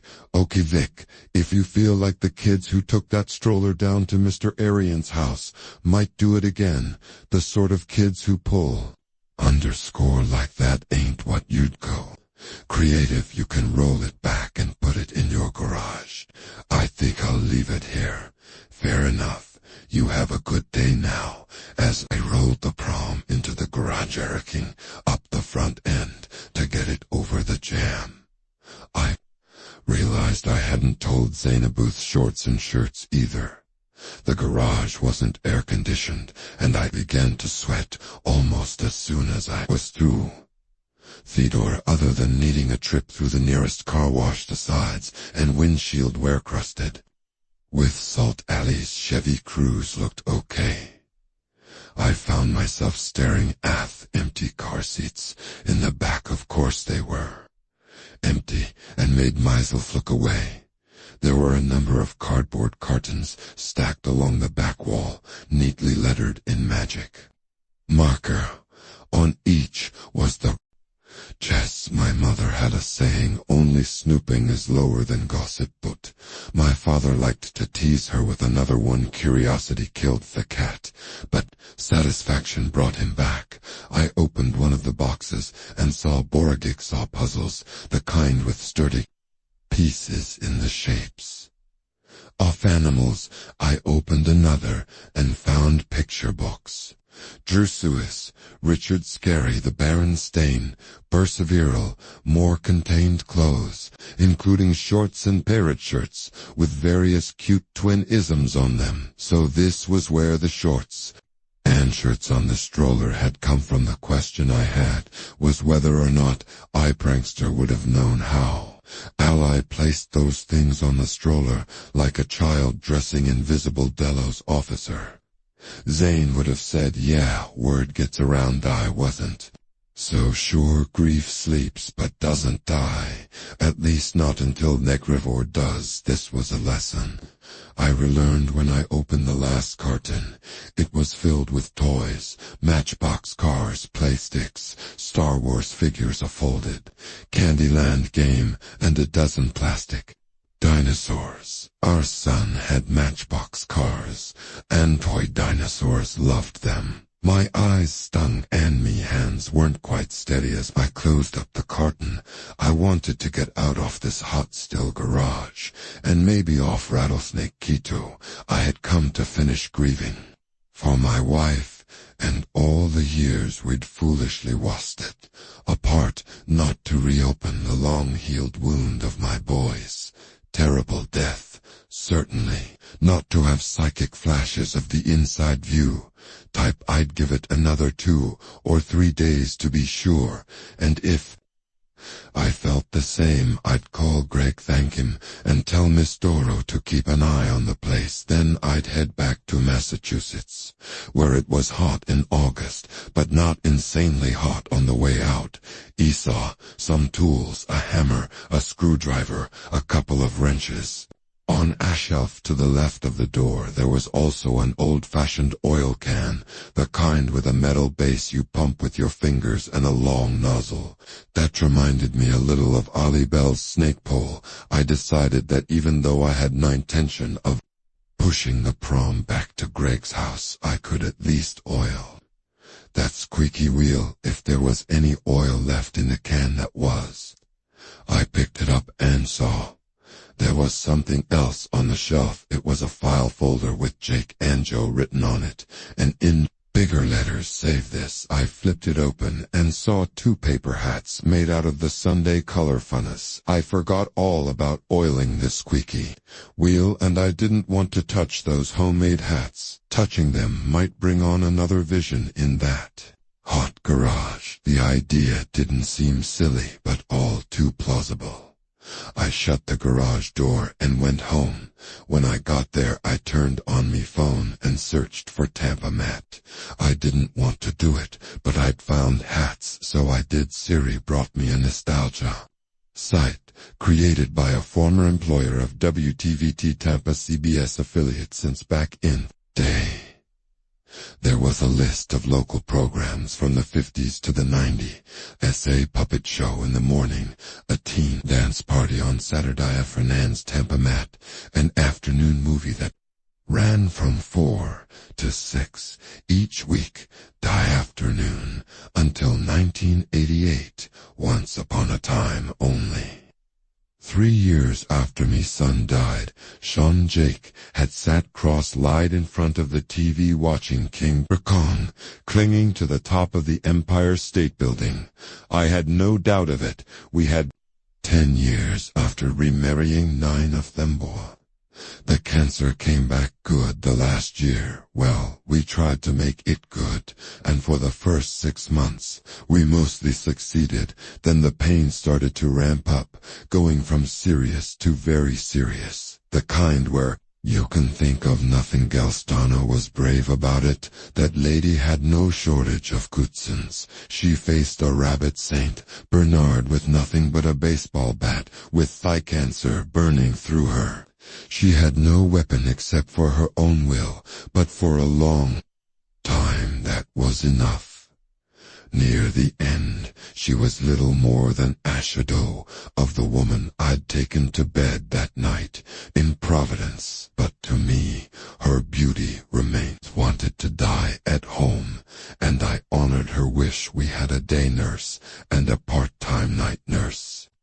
But I mostly took care of her myself. I fed her, and when she could no longer make it to the bathroom, I changed her. I wanted to do those things because of all the misted years.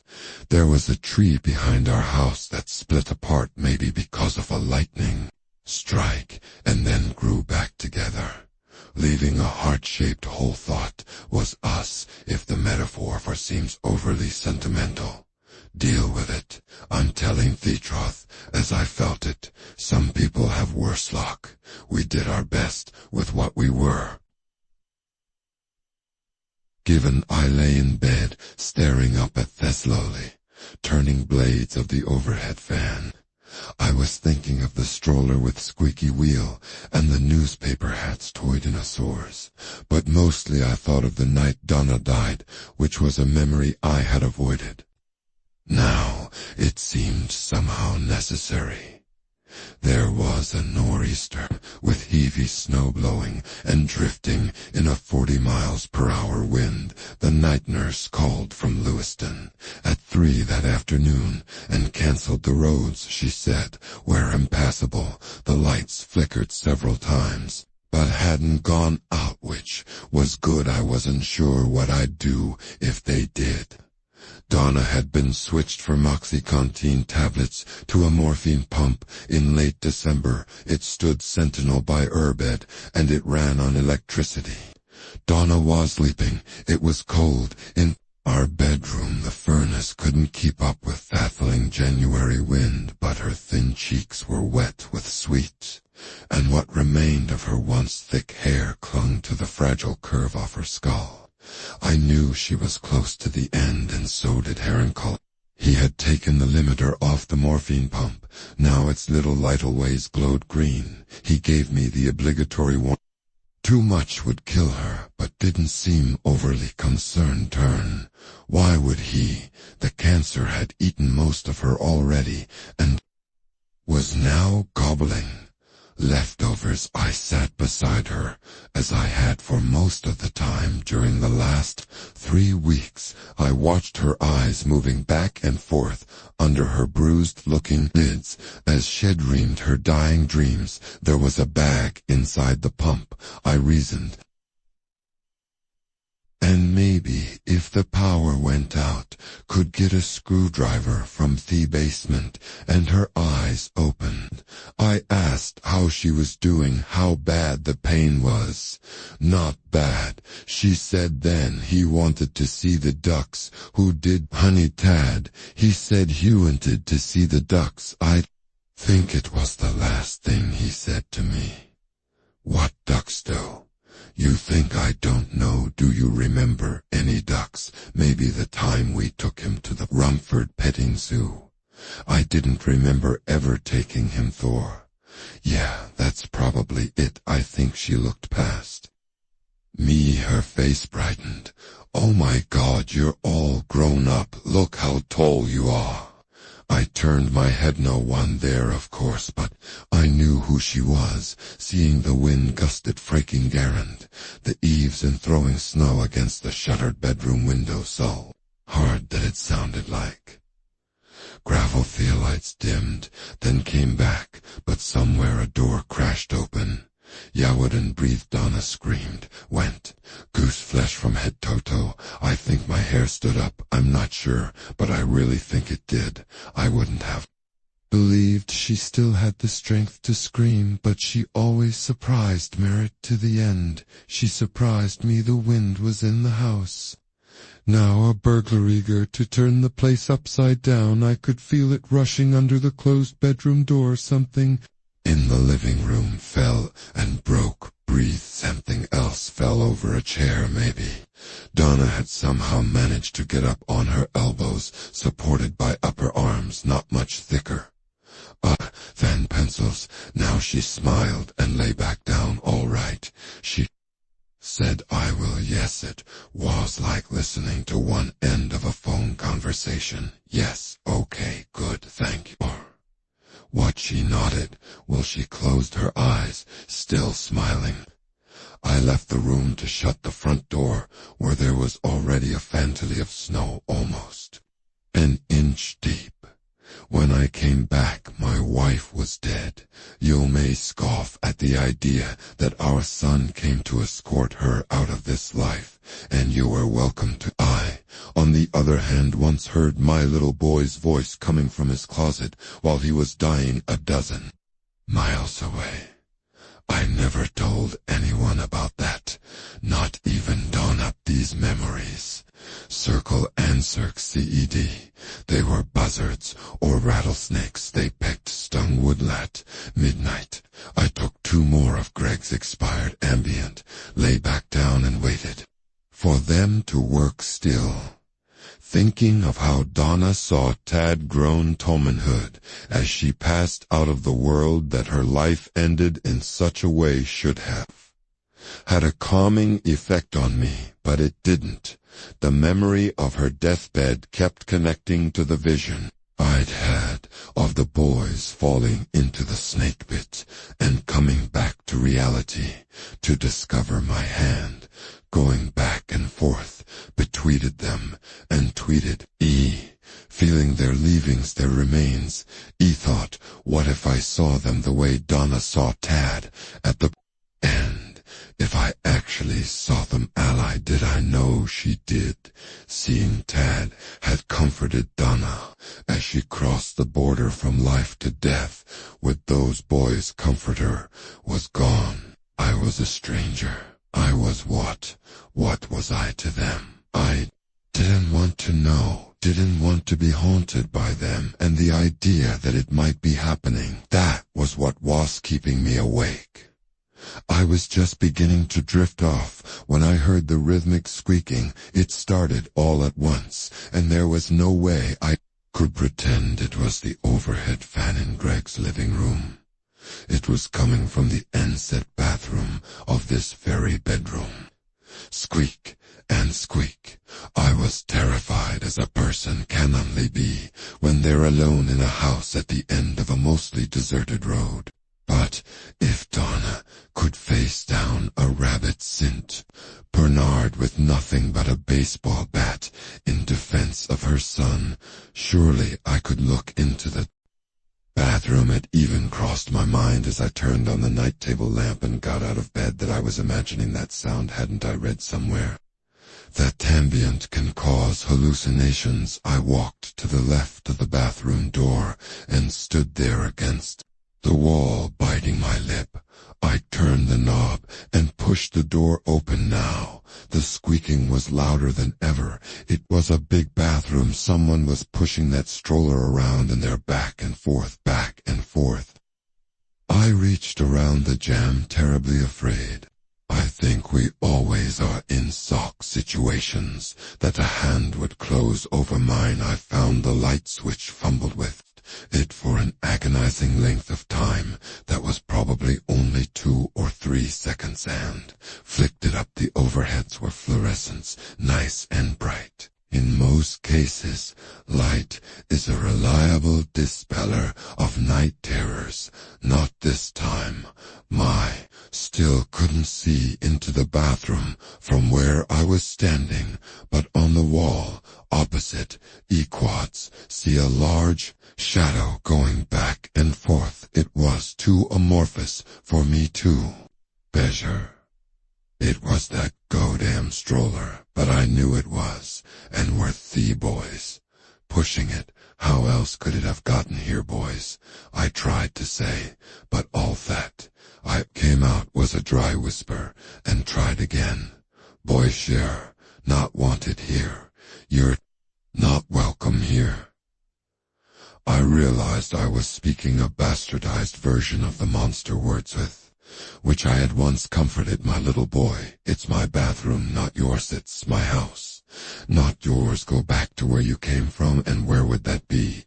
In child-sized coffins under the earth of Palmetto Grove Cemetery, where their rotting bodies, their rotting remains, pushing that stroller maniacally back and forth, were pieces of their dead flesh falling off onto the floor. Squeak, squeak, and squeak. The shadow on the wall, gathering every last ounce of my courage, I stepped away from the wall and went through the door. The squeaking stop. Abandoned stroller was standing in front of the glass shower stall. Now there were 2 pairs of black pants draped over the seats, and 2 black coats draped over the backs. Those were burial suits, meant to be worn forever, while I stared at the prom, frozen by the horror of this thing that had no earthly way to be there. A rattling repel placed the Pam's squeaky wheel. It was low at first, as if coming from a distance, but rising until it was the sound of dry bone being shaken in a dozen gourds. I had been looking at the shower stall. Now I looked at Greg's fancy clateb, which was long and deep. It was filled to the brim with rattlesnakes. As I watched, one small supplicating hand rose from the twisting masts that bathtub Roomba and stretched out to me at waist stroller that brought me back to myself. It was standing in the middle of the flagstone courtyard, just as it had before, only now its shadow was being thrown by a 3/4 moon instead of morning light. I have no memory of running downstairs wearing only the gym shorts I slept in out the patio door. I know I must have come that way back 'cause I found it standing open. When I went back in, I left the stroller where it was. I went back upstairs, dreading every step, telling myself it had been a dream except for the stroller outside its presence. Was undeniable, knowing it hadn't been not a vision either. It had been a visitation, the only thing that kept me from spending the rest of the night in my rental car with the doors locked. Was my clear sense that the visitation was over. The house was empty again, except for myself. It would be entirely empty. I had no intention of staying hanging on Rattlesnake Key when I had a perfectly good house to go back to in Newport. The only ghost, their waste memory of my dead wife. The bathroom was empty, as I'd known it would be. There were no rattlesnakes in the tub and no wheel tracks on the faux marble floor. It went to the gallery and looked down on the courtyard, hoping the stroller would be gone. To no such luck. It stood there in the moonlight, as real estrasis, but at least it was outside. I went back to bed, and believe it or not, I slept. The stroller was still there in Themerning, this time with identical white shorts on the seats. Only when I got closer, I saw they weren't completely identical after all. There were red pinstripes running down the legs of one and blue down the other. The shirts bore a tentacle. Crows, one named Heckle and one named Jackal.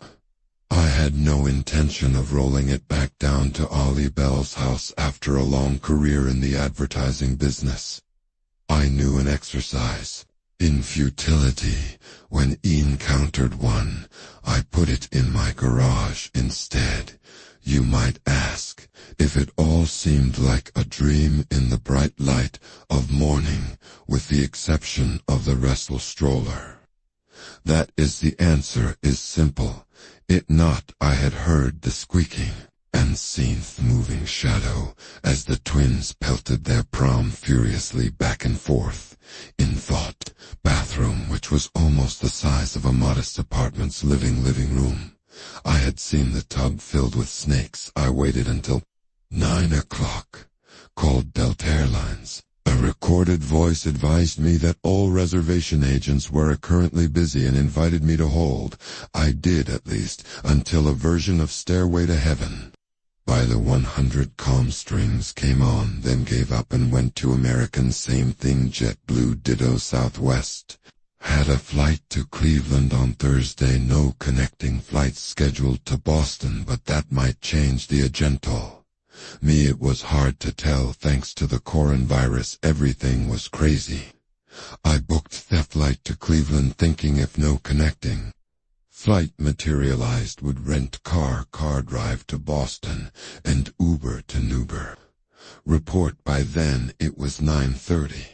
I was very aware of the stroller sitting out in my garage. It was like having a hot stone in me pocket.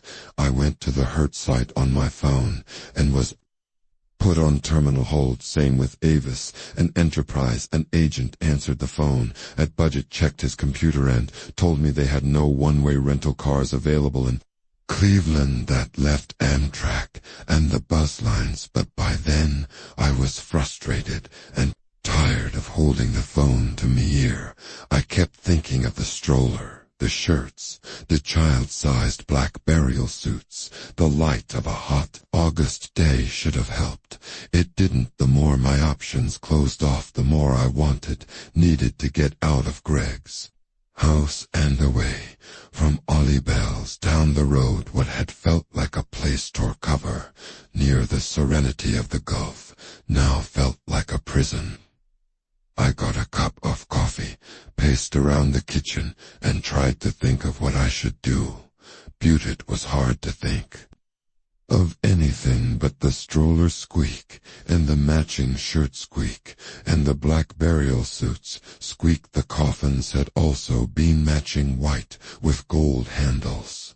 I knew this. I drank the coffee black and another penny dropped. The nighttime visitation might be over. The haunting was still going on Thursday. I concentrated on that.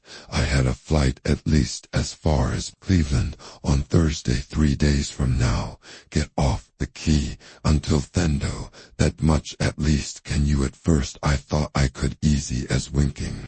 He grabbed my phone, found Barry's Resort Hotel in Palm Village, and called. Surely they would have a room where I could stay for 3 nights. Hadn't I seen on the news that few people were traveling this summer? Why, the place would probably welcome me. Squeak with open arms. What I got was a recorded message, short and to the point. Thank you for calling Barry's Resort Hotel. We are closed until further notice. I called Holiday Inn Express in Venice and Wastal. They were open, taking no new guests. Motel 6 in Sarasota didn't answer at all. As a last resort, little pun, there is Squake. I called the Days Inn in Bradenton. Yes, I was told they had roomsies. I could reserve one providing I passed a temperature check and wore a mask. I took the room, although Braden was 40 meters away and 2 counties over. Then he went outside to try and clear my head. Before packing, I could have gone through the garage buchos, the patio door instead. I didn't want to look at the stroller, let alone oil the squeaky wheel. Twins might not like it. I was standing by the pool when an F-150 pickup truck, blinding in the summer sun, came down the driveway and pulled up in the courtyard exactly where I'd found the Gun Godman stroller both times. The man who got out was wearing a tropical shirt with parrots on it, very large khaki shorts, and the straw sun hat of the type only lifelong residents of Florida's Gulf Coast can seem to get away with. Hey hot, a seamed suntan face and a really huge walrus mustache. He saw me and waved.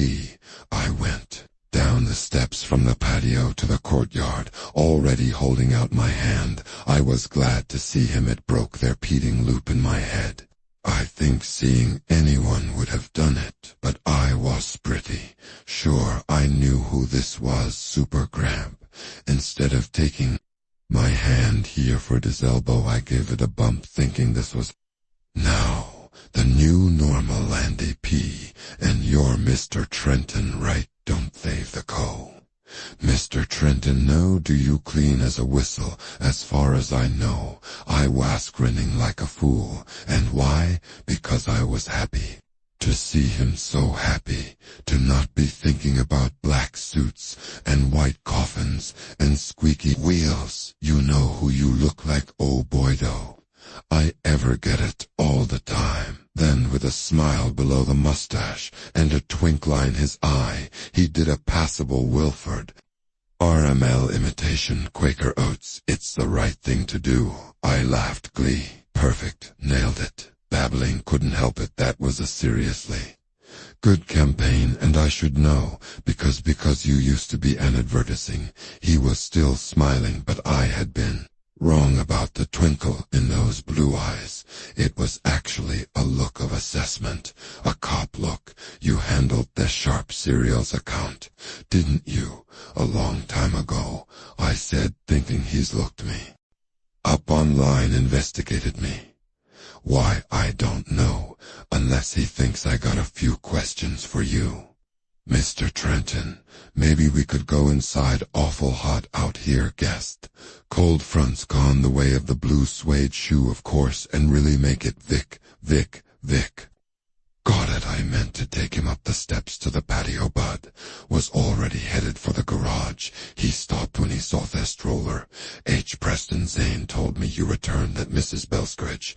I did. Someone brought it back again. I wanted to resume babbling, telling him I didn't know why, had no idea why the stroller was following me around, following me like a bad smell. If a bad smell could squeak, that was the assessing look was back in his sun-crinkled eyes, and I made myself stop, 2 nights in a row. Wow, his eyes saying how unlikely that was asking me. I was lying, asking if I had a reason to lie, something to hide. I wasn't lying, but he certainly did have something to hide, because I didn't want to be dismissed, a say crazy person, or even considered as someone who'd had something to do with Ollie Bell's death, the fabled person of interest. But that was ridiculous, wasn't it? Why don't we go inside and grab some air conditioning, Vic? Fine, I made coffee if you nope goes right through me these days, but I wouldn't mind a glass of cold water, Mabe, even with an ice cube in it. Really not sick, are you? Because you look a little pale. I'm not the way he thought. Pi took Knockinses. He took a mask out of his voluminous shorts and put it on as soon as we were inside. I got him ice water and poured myself more coffee. I thought about donning my own mask and decided not to. I wanted him to see my whole face. We sat at the kitchen table. Each time he sipped his water, he pulled the mask down, then returned it to its placid mustache, made it bulge. I understand you found Mrs. Bell must have been a shock. It was the sense of relief at having company, another human being in the haunted mansion was being replaced by caution. This guy might be in what Conovan had called 10 to 42 club, but Zan was right. He was sharp. I thought I was in for an interrogation rather than a courtesy. Stop by, happy to tell you what happened, how I found her, but since I vegged you here, I'm curious about something. Are you now? Those eyes on mine. There were smile lines radiating out from their corners, but they weren't currently at work, officer. Zane told me you've been around here for a long time, donkey, Yersh said, sipping his water, wiping at his mustache with one big farmer's hand and returning the mask to its place. I know about the rattlesnakes that killed Mrs. Bell's twins. What I'm curious about is how the posse got rid of them, you know. Oh, you bet, for the first time he seemed to relax. Should since I was in on that snake hunt, every cop in the county who didn't have the duty was in on it, plus plenty more guys, and even a few gals. Must have been 100 of us, may more. A regular island party, except no one was having fun. Was a hot day, a lothater than this one. All of us were wearing boots, long pants, shirts with long sleeves, gloves, masks like the one I'm wearing, no, and veils, somewhere beekeeper veils, somewhere made of that stuff tea maybe ladies wear on their Sunday hats, at least they did in the old days. Because you see, leaning forward, staring in the eye, and looking more like Wilford, grimly than ever, you see, Asneck will sometimes rear up, if it's scared enough that is spray that poisoning instead of injecting it.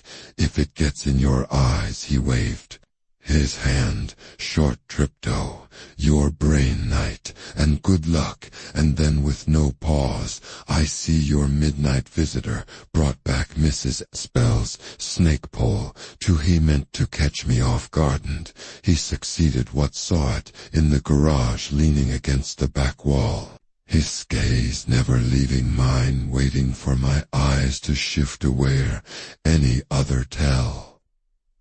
I held my eyes steady, but I blinked, couldn't help it. You must have missed that I did, I guess. I didn't know how to finish, so I just shrugged, recognized it right away by the little silver ring on the handle. Lady went just about everywhere with it, at least on the key. Many folks along Rattlesnake Road and over the swing bridge in the village knew it too, and the stroller I said yeah, she liked to push the stroller talking to its sometimes. Talking to those gone boys of hers. I've seen her doing it myself. Sodded eye, he waited. I thought of saying that stroller was in my bathroom last night, and the dead twins were pushing it. You asked about the snakes. He sipped his and wiped his mustache with a cued hand. Up went the mask. Asked Great Snake Drive of 82 or 83. I'd have to look it up to be sure. Or maybe you already did, Vic. I shook my head, while those of us who didn't have snake poles had baseball bats, rug beaters, or tennis rackets, all kinds of things to whack the brush with. Also fishing nets, no shortage of nets on the Gulfo. The West Coast Keys are narrower than most. Gulfo Nani side, Calypso Bay on the other, only 600 yards across at its widest point, and that's down by the swing bridge, this end where the rattles migrated, to when all the buildings started down south is about half that from here. You can see both the Gulf and the bay right from the side yard. Yes, this house wasn't even there then, just Pito and beach no paca. The snakes loved that, and trash pines plus lots of bushes. I don't even know the names of. We spread out in a line from the Gulf to Calypso, and north we went, beating fee bushes and dragging those nets and pounding on the ground. Snakes don't have much hearing, but they can feel vibrations. They knew we were coming. You could see foliage shaking, especially the napaka must have felt like an earthquake within. And when we got toward the end of the key, where the greenery ends, we could see him. Those suckers were everywhere. It was like the ground was moving. We couldn't believe it, and the rattling, I can hear it still. Like dry bones in a gourd. He gave me a fixed look. Right. How do you know that scene? Them in the Franklin Park Zoo. I told this lie with a straight face. That's in Boston also, in nature programs. Well, it's a good description, only you have to think of dozens, of gourds, maybe hundreds, and a whole graveyard full of bones. I thought of Greg's big bathtub, and one hand rising out of the writhing mass. Have you been to the north end of the Key, Vic? I walked up there just the other day. He nodded. I haven't been there on foot since the snake hunt, but I've seen it plenty of times out. Fishing the Key has changed a lot in the last 40 years or so, been built up something terrible. But the north end is just decent now, as it was then, a shell beach that looks like a great big lopsided triangle. Am I right? Just right, I said. He nodded. The mask went down, a sip of water, the mask went up. That's where the snakes ended up, with no place to go, except daylight pass. Backs to the water, you could say, except snakes are all backrant. That half-acre of beach was covered with them. You couldn't see thistles at all, except every now and then for a split second or two. As they moved around, shaking their tails, they were crawling all over each other, to enough poison in those snakes to kill half the people in Tampa, you would have said. We had a bunch of firemen from the Palm Village station and a bunch more from up Highway 41 in news. Big strapping fellows had to be, because they had 20-gallon smoke chaser packs on their back. Shut used to be called Indian pumps. Those things are made more for fighting rush fires, of which we have a lot. They didn't hold water that day. They were filled with kerosene when we had the snakes. Most of them folks found strays for months after, with nothing water behind them. Those boys sprayed them very good and proper. Then my old friend Jerry Gant, Palm Village fire kef, long gone, fired up a Burnamatic propane torch and flung it those flame, and the stink, oh my God, it was terrible, and I could never get it out. Of my clothes, none of us could washing him dead do any good. They had to be burned like the snakes. He sat quiet, for amament eyes on his glass of water. He would return to the reason. He'd come but right, now he wasn't here at all. He was seeing those burning rattlesnakes and smelling their stenches. They wed in the flames. Duma was still there back then. Some of the snakes swam for it, maybe a few even made it, but most drowned. I don't know if you noticed, there's a whirlpool where the water from the bay meets the water from the Gulf. I seen it, that whirlpool. That eddy was stronger when Doomy was still there, because the water came through with a lot more force. Bed at 16 feet deep, right there where the water spins, maybe more. Look out. The channel bed, you know, plus that tide was low that day, which increases the spill from the bay. We saw snakes spinning in that eddy, some still on fire in that. Vic was the great snake drive of 80 whatever. Quite a story. Now you tell me one about how you knew Alita Bell and how you found her. I didn't know her at all, and I only saw her twice live. I mean the second time she brought me oatmeal raisin cookies. We ate some Athos. Very table had them with milk. I said hello to the twins. Did you?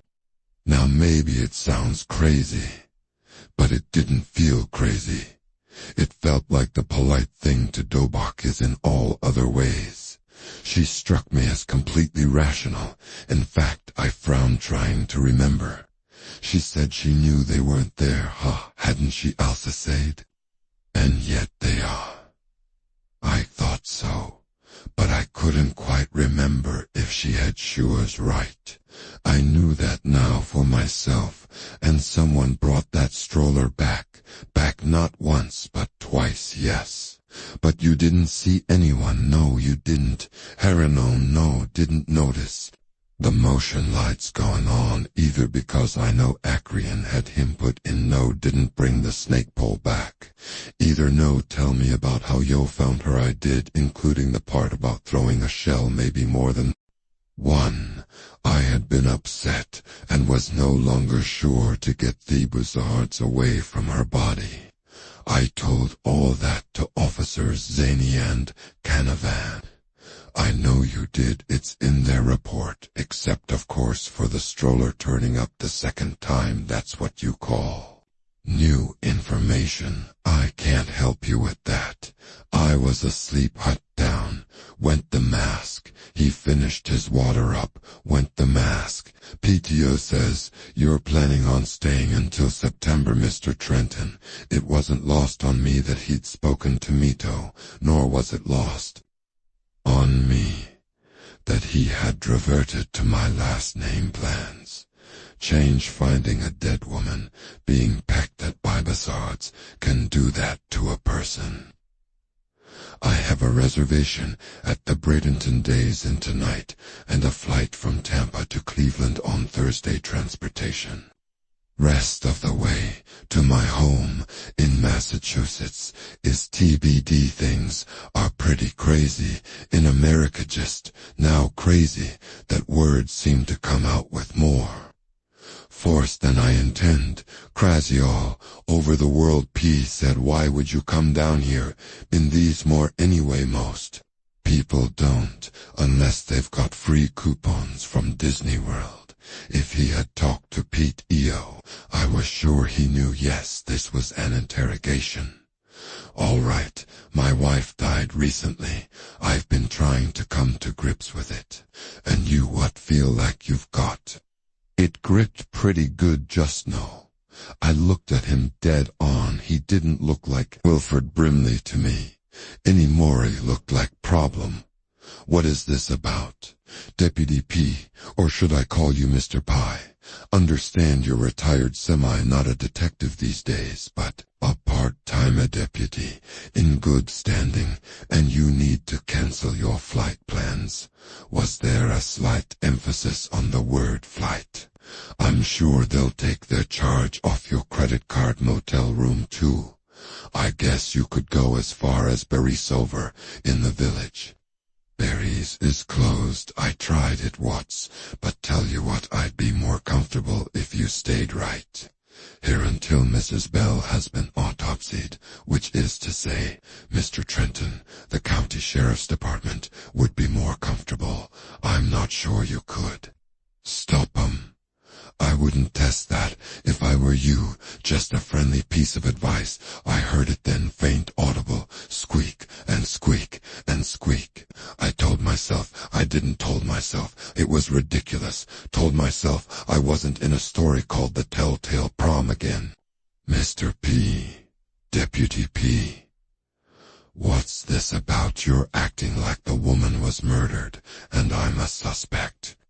P was unperturbed. C will most likely tell us how she died. Most likely it'll let you off the hook.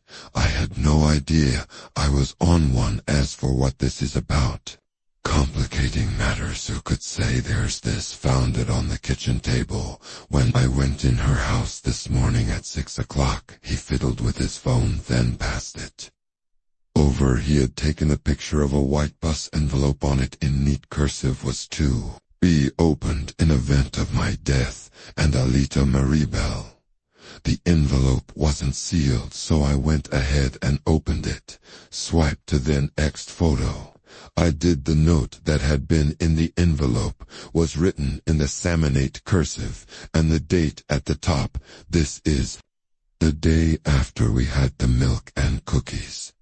The squeaks were coming from below, in Thegridge, and as with the police in the post-story, P didn't seem to hear them, but he was an old guy, and maybe on the deaf side. Was it now? Yes, and some nicey conversation. I wasn't going to tell him that Ally had sent Jake and Joe in Greg's study to play, and I'd later found wicker basket of cat toys overturned. That was the last thing I was going to tell this sharpie but possibly dullard man, nor would I tell him that I had conversed more or less with the twins myself. Hello Jake, hello Joe, what y'all can know? It had been a harmless nod to an old lady's wistful fantasy.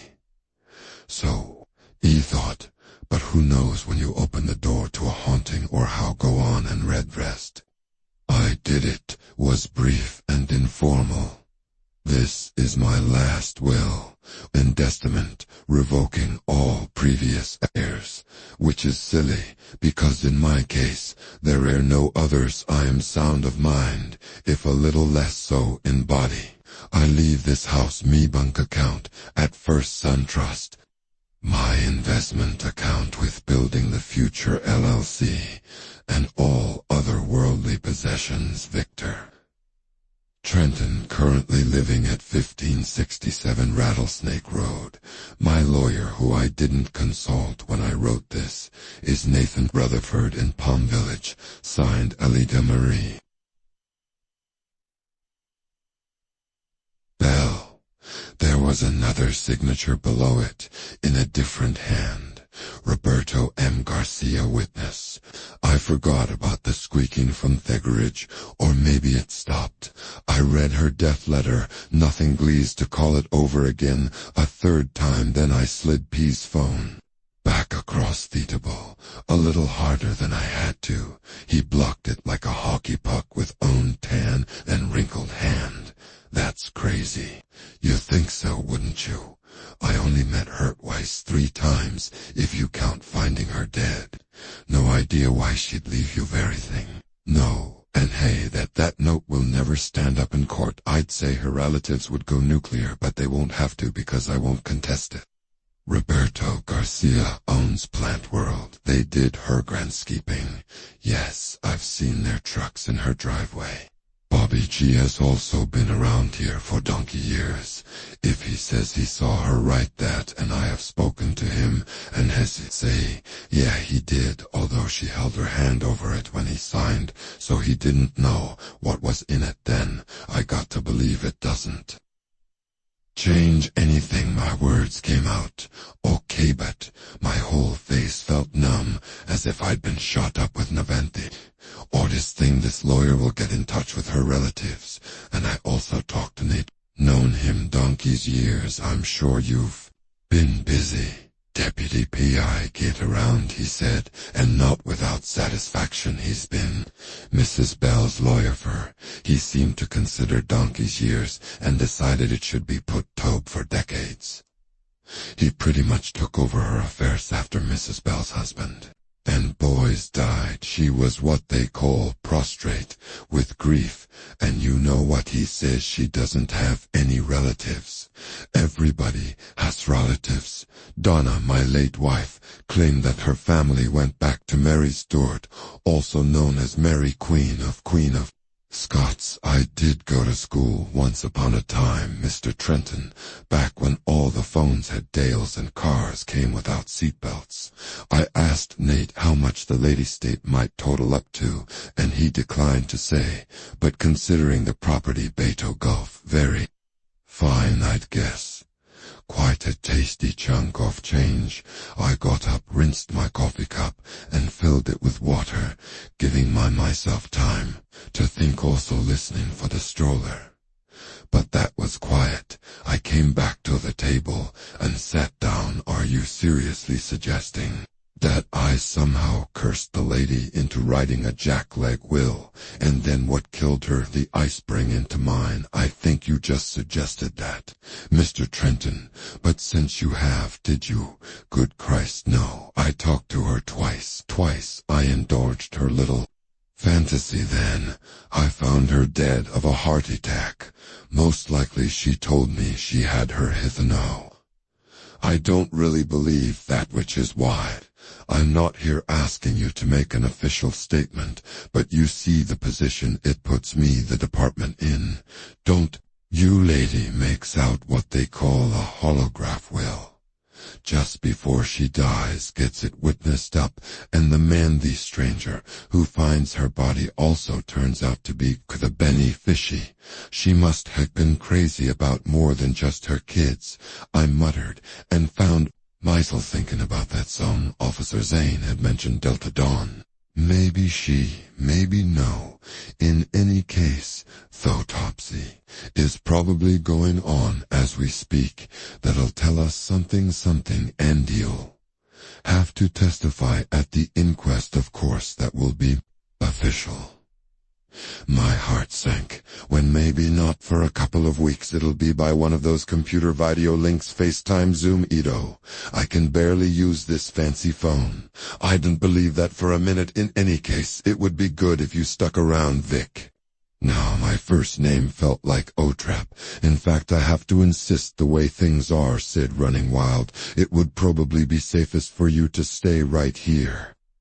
Buttoned up and masked incumbent. You think that might have been when I began to realize what Alita Bellhard done, although it wouldn't close until that evening. Or maybe it hadn't been her. I thought of Donna on that last night, how she'd looked past me, her dying eyes growing bright one last time. Oh my God, she'd said, "You're all grown-up children." Couldn't plot and plan adults. On the other hand, Vic hummed, the smile lines at the corners of his eyes crinkled, kind of thought. I'd lost you for a minute. No, I'm here just processing you. It's a lot to process, isn't it? For me to like one of those mystery novels. I think you better stick to your original plan. Stay until September. Take your walks in the morning or in the cool of the evening. Have a swim in the pool. Need to figure this out. If we can all think about it. The smile Linsta Zappard. Think hard, and while you're thinking, stay in county. He rose and hitched at the belt of his shorts. And now I think I've taken up enough of your time. I'll see you out. No need, I can find my way. I'll see you out, I repeated, and he raised his hands as if to say, have it your way. We went down the stairs to the garage. He paused partway and asked, with just the right combination of curiosity and sympathy, how did your wife die? Vic, it was a normal enough question, no reason to believe he wanted to find out. If there had been anything suspicious about it, but I had an idea that was in his mind and not just in the back of Itathar cancer. I said he went the rest of the way down the stairs, very sorry. For your loss, thank you. Will you be taking the stroller back to the Bell House? You could put it in the back of your truck. I wanted to be rid of it. Oh yes, he... Aloud I could, but what would be the point? It might just come back again. If this prankster is determined to have his little joke at your expense, we send a cruiser up Rattlesnake Road once or twice a night, but that still leaves a lot of dead time, and there are some officers down with Sid. Might be just as easy to leave either. He doesn't think there's any prankster. I thought he thinks it was me both times. He doesn't know why, but that's what he believes. What about fingerprints? Has scratched the back of his seam and deeply tanned neck. Yeah, could do. I've got a fingerprint kit in my truck, but that would mean taking transfers of any prints I made, and I might mess it up. Hands aren't as steady as they used to. I hadn't noticed that and didn't. Now he brightened. You know what, I can at least dust those chrome bars and take some pictures with my phone if I find anything. No point trying the hand grips, they're rubber, and those little arms beside the seats are fabric, but those metal push bars are, yeah, ideal for prints. Did Zane or Kanan touch it? I'm not sure. But I think just me and Ollie Bell, of course. He nodded. At this point we were still at the foot of the stairs. We hadn't gone out into the garage yet, so I could find 2 sets of prints. Yours and Mrs. Bell's alpha-phonically. Most people would just use the rubber hand grips. I think I reached down and tilted the stroller up to get it over the door jamb and into her garage. If I did, I could have wrapped my hands on those rods just below the grips. You might not find fingerprints, but there would be palm prints. He nodded, and we went into Greg's garage. He headed outside to get his fingerprint kit, but I took his elbow to stop him. Look, I said, and pointed at the stroller. What about it? It's been moved one. I brought it in from the courtyard, but it next to the driver's side of my car. Now it's on the passenger side, so I had heard the squeaking. Can't remember for sure. His frown, the vertical line between his brows so deep I couldn't see. Thebatum told me he did remember but didn't want to believe it. Come on, Andy. Used his given name deliberately, an old ad conference trick I employed when arguments got heated. I wanted us to be in this together. If possible, you've been a police officer long enough for observation via habit. That stroller was in the shade. Now it's on the other side of my car, and in the sun. He thought about it and shook his head. Couldn't say for sure. I wanted to make him admit it, wanted to tell him I'd heard that squeaky wheel when the prom had been moved. Even if he hadn't wanted to shake the arm I was holding instead, I let it go. It was hard, but I did it because I didn't want him to think I was crazy, and if he thought I was the one moving the stroller at night between the Bellis and Greg's, he was already halfway to drawing that conclusion, and there was Ollie Bell's weird holograph will for him to think about. Did he really believe Allie and I were bare acquaintances who had only met twice? Would I have believed it? I had an idea. The questions were just beginning. Or me, I'll get my little kit piece said. Although I'm not that full. He drove off in his pickup 10 or 15 minutes later, after reminding McGain not to leave the county, saying it would be a real bad idea. He told me that he, or one of the full-time county detectives, would be in touch after the autopsy. That was a long day. I tried to nap, and couldn't on several occasions. I thought I heard the squeaky wheel, and went down the garage. The stroller hadn't moved. I wasn't surprised. I had heard it when P was sitting at my kitchen table. That was real. Later on it was a nothing else imagination, you would say. But it wasn't. Not exactly. I thought it was a form of teasing you. Can believe that or not, but I felt sure of it now.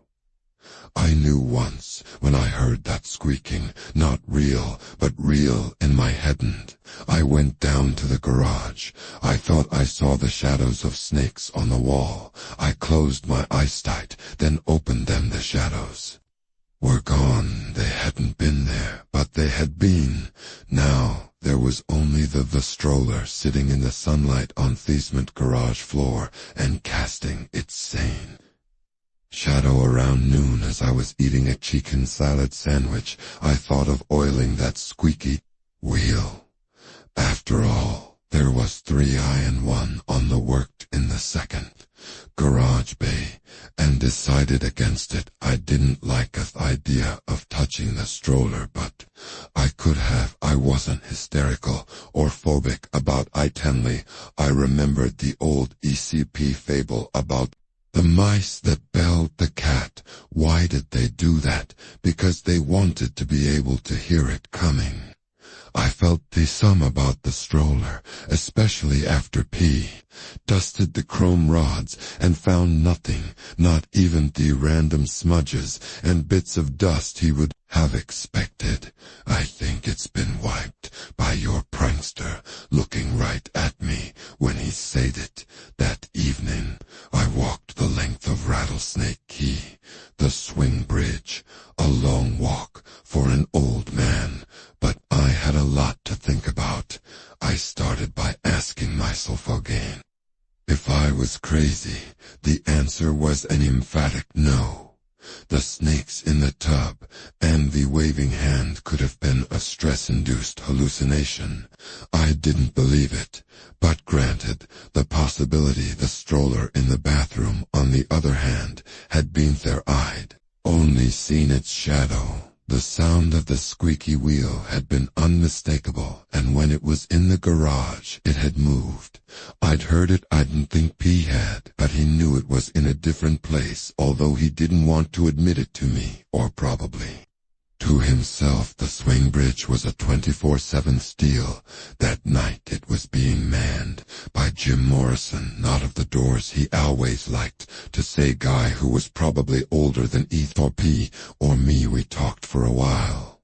I got there. The weather, the upcoming election.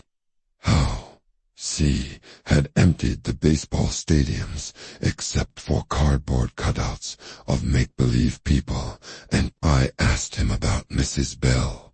You found her, right? Jim said we were outside his little booth where he had a television, a beat-up easy chair, and a toilet cubicle. He was wearing his yellow high-visibility vest and his red cap with Rattlesnake C. EY on the visor. A toothpick jutted from one corner of his seamed mouth. Yes, poor lady, poor old soul. She never got over losing those boys of hers. Pushed that stroller everywhere, which was a perfect letting for what I really wanted to ask you. Think she really believed the boys were in it? He scratched his stubblican as he thought it over. Can't say for sure, but I think she did, at least some of the time, maybe even most of the time. I think she made herself believe it, which is a dangerous thing, in my opinion. Why do you say that? Better to accept the dead, wear the scar, and move on. I waited for him to say more, but hadn't. Were you in on the big snake hunt after they died? Andy P told me about Ito. Yeah, I was there. To this day, I can smell those rattlers as they burned. And do you know what? Sometimes I think I see him, especially around this time of day. He leaned over the rail and spit his toothpick into the Gulf. of Mexico. No real things seem thinner then, at least to me, my wife used to say. It should have been a poet with ideas like that. After the stars come out, I'm okay. I'll see plenty tonight. I'm on until 12, then Patricia takes over. I wouldn't think you'd get many boats wanting to go through at this time of the year, especially at night. Oh, you'd be surprised. Look at there. He pointed to the moon, which was just coming up and beating silver across the water, folks, like a moonlight. Cruise makes romantic dark of the moon's different, at least in summer, then it's mostly Coast Guard boats, or Those boys are always in a hurry, like blaring their horns could make this old bridge open any faster. We talked a little more, Anthon. I said I'd better be heading back. Yes, Jim said. Long walk for a man getting on in years, but you'll have the moon to light your way. I told him good evening and started back across the bridge. Vic, I turned back. He was leaning against his little booth, folded across his vest. 2 weeks after my wife died, I came down in the middle of the night for a glass of water and saw her sitting at the kitchen table, wearing her favorite nightgown. The kitchen light wasn't on, and the room washadowy, but it was her all right, I'd swear to it, before God Almighty. Then I turned on the light, and he raised one loosely fisted hand, open fingers gone. I heard my son after he died. It seemed perfectly right to give that up, after what Jim had told me, speaking from the closet, and I'd swear to that. He only nodded, wished me good night, and went back into his booth for the first. My walk home may be a little more. There were plenty of houses first, those of ordinary size, but getting bigger and fancier. As I went there were lights in a few of them with cars parked in the shelterways, but most of the houses were dark. Their owners would come back after Christmas and leave before Easter, depending on the pandemic situation, of course. Once I passed the swing gate at the north end of the quay, the FC entrance and this part of the island were hidden behind the rhododendrons and palmetto that closed in on both sides of the road. The only sounds were the crickets, the waves breaking on the Gulf side.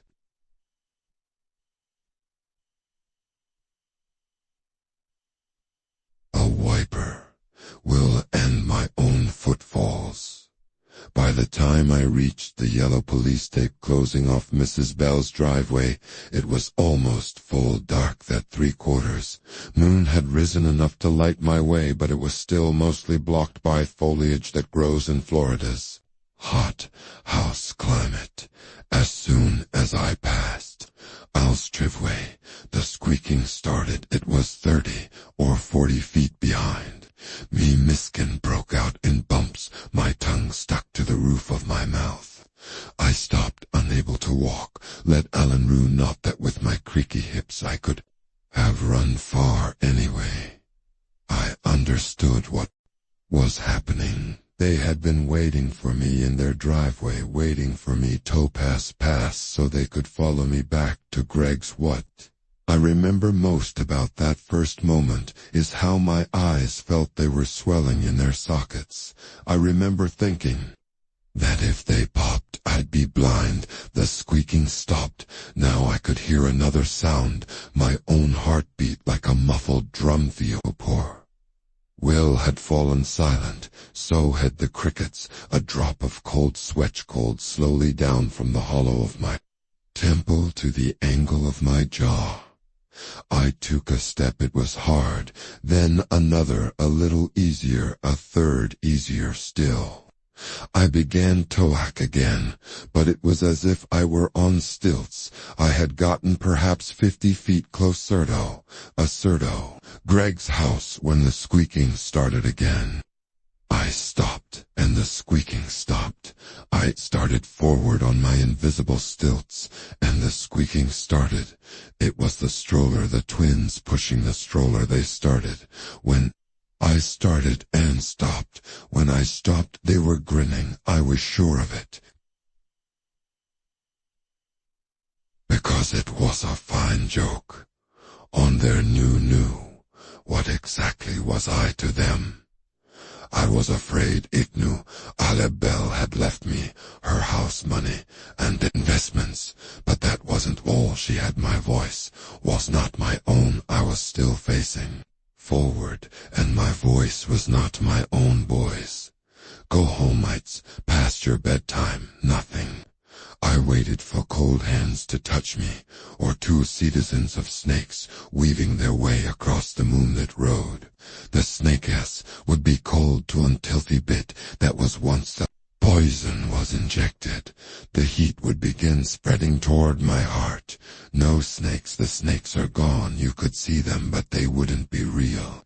I walked, the stroller followed, squeak and squeak and squeak. Stopped. I was close to Greg's house. Now, I could see the ball coffet against the sky, but that was no relief. They could come in, they had come in, see.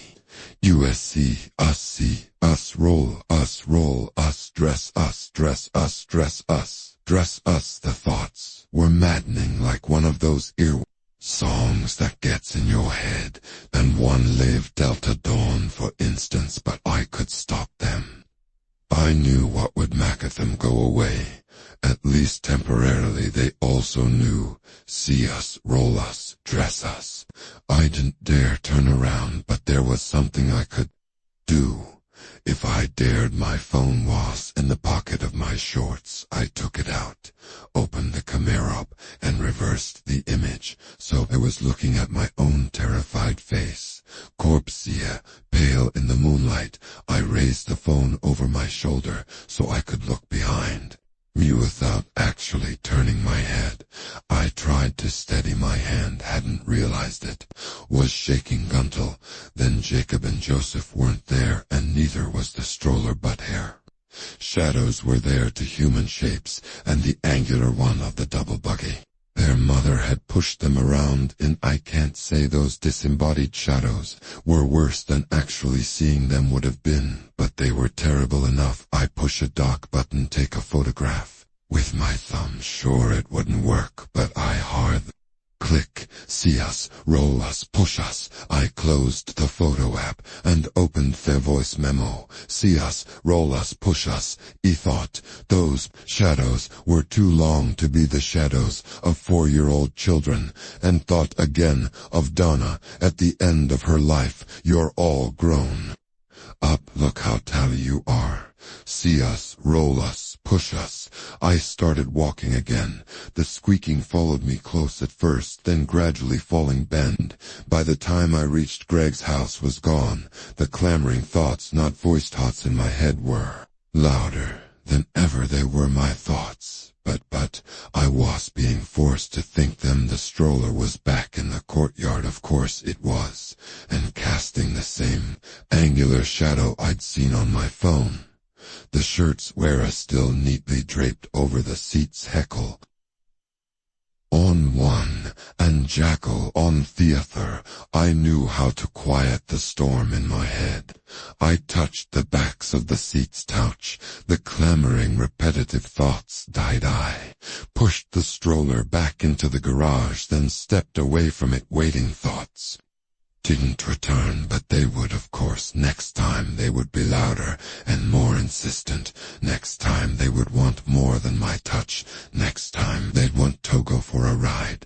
I locked the doors as if that would do any good, and turned one light in the house. Then I sat at the kitchen table and looked at my phone. I had a missed call from Nathan Rutherford, but I had more pressing business than Ollie Bell's lawyer. I looked at the picture I'd taken. It was a little blurred because my hand had never stopped shaking. The shadows of the boys and Thepram were there. Nothing was casting them. The road was empty. Next, I opened the voice memo app and pushed play for 20 seconds. I heard rhythmic squeaking of the Pam's bad wheel, then it faded away. I thought about getting in touch with Andy P, because I was sure he'd registered the different position. stroller. When our talk was over, he'd given me his card. I could email him the photo and the voice memo, but he'd reject both. He'd say shadows were off the palmetto. He might know better, but that's what he would sigh, and the squeaky wheel, he'd think. I did that myself, running the stroller back and forth in the garage while I recorded. He might not say so, but he would think so. He was a cop, not a ghost hunter. But map, that was okay. I had empiric proof for myself. I had already known what was happening was real, but the thought that it was all in my head had lingered in the background. Even so, I sat at the kitchen table with my palms pressed against my forehead, thinking just a few missed beats of the old ticker ally had said when I asked if she was okay.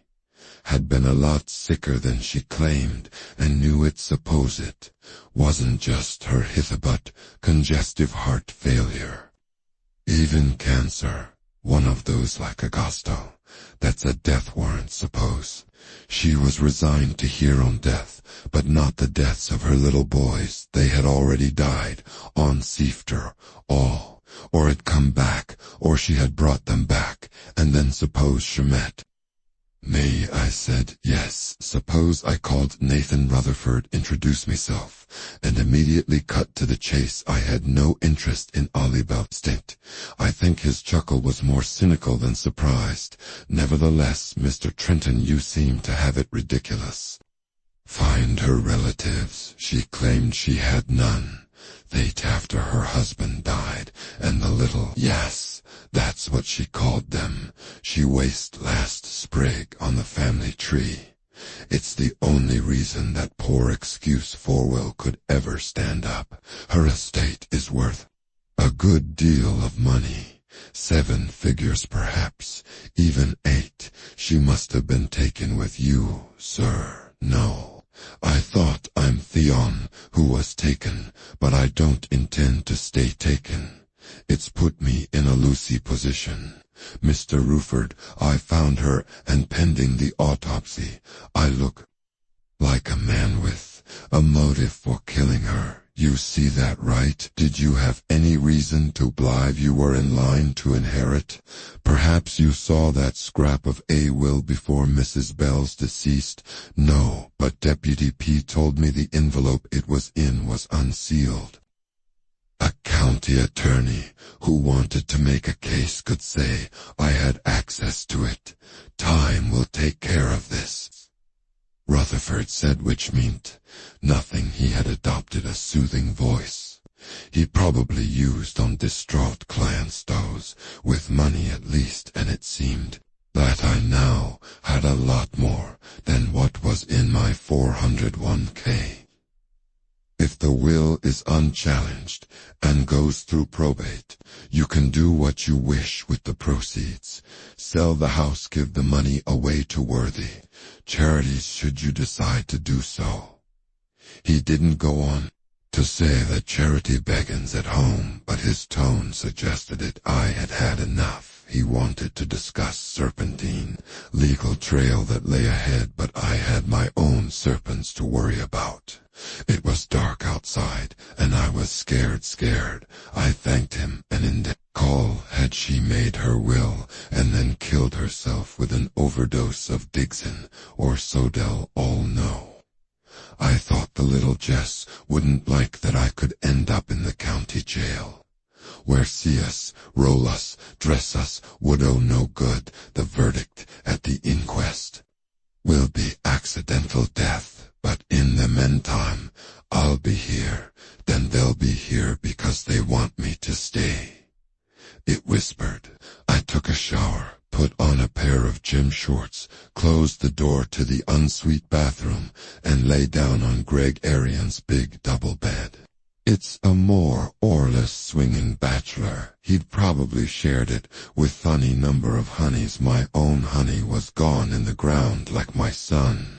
I crossed me arms over my chest in an unconscious gesture of protection and stared up at the ceiling. It hadn't her, it had been them. They wanted me to stay. They wanted to work on me.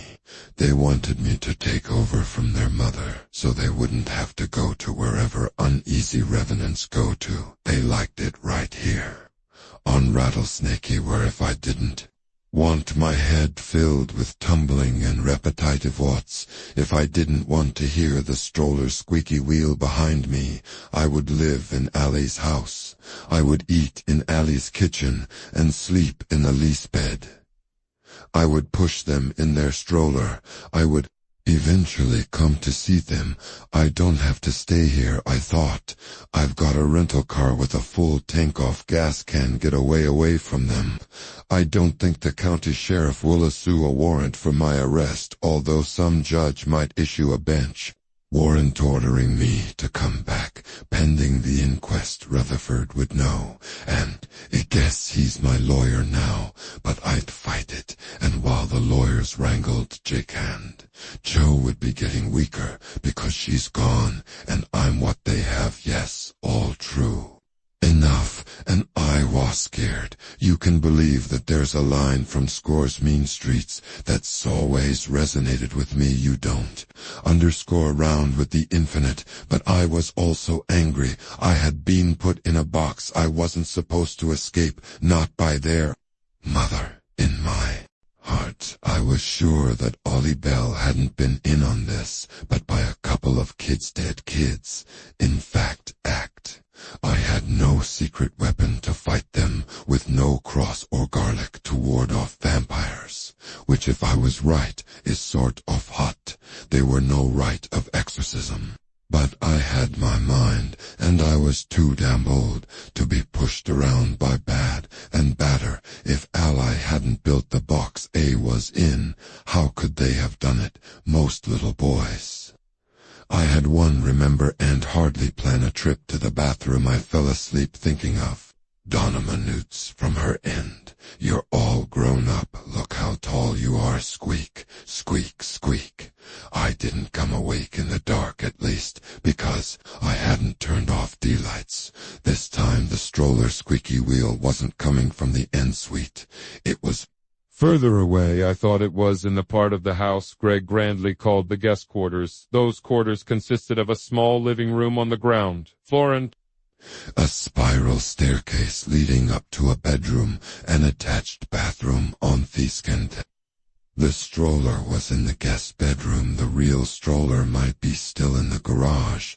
Ghostly one is also real, and Sue with the twins pushing it so maniacally back and forth. Thoughts seep back in.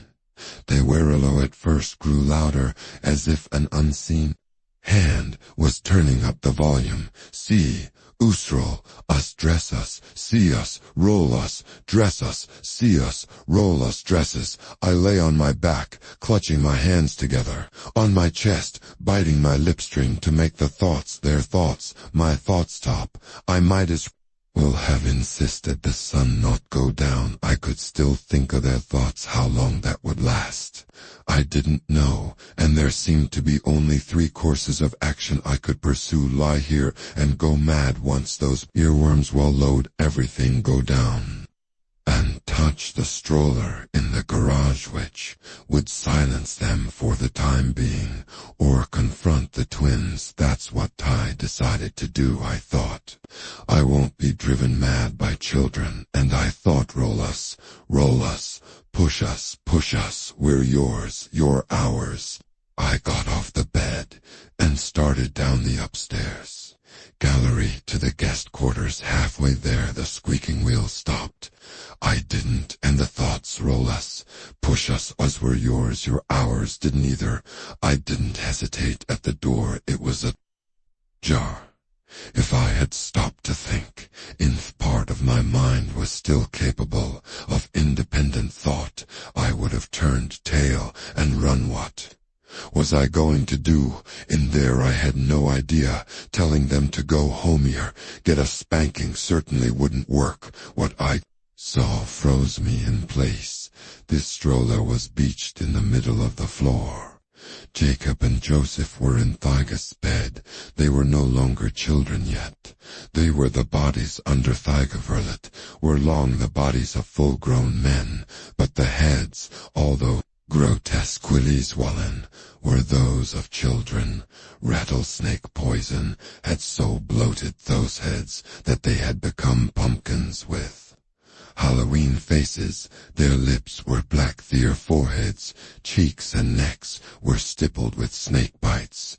The eyes were sunk, but hellishly alive and aware. They were grinning at me.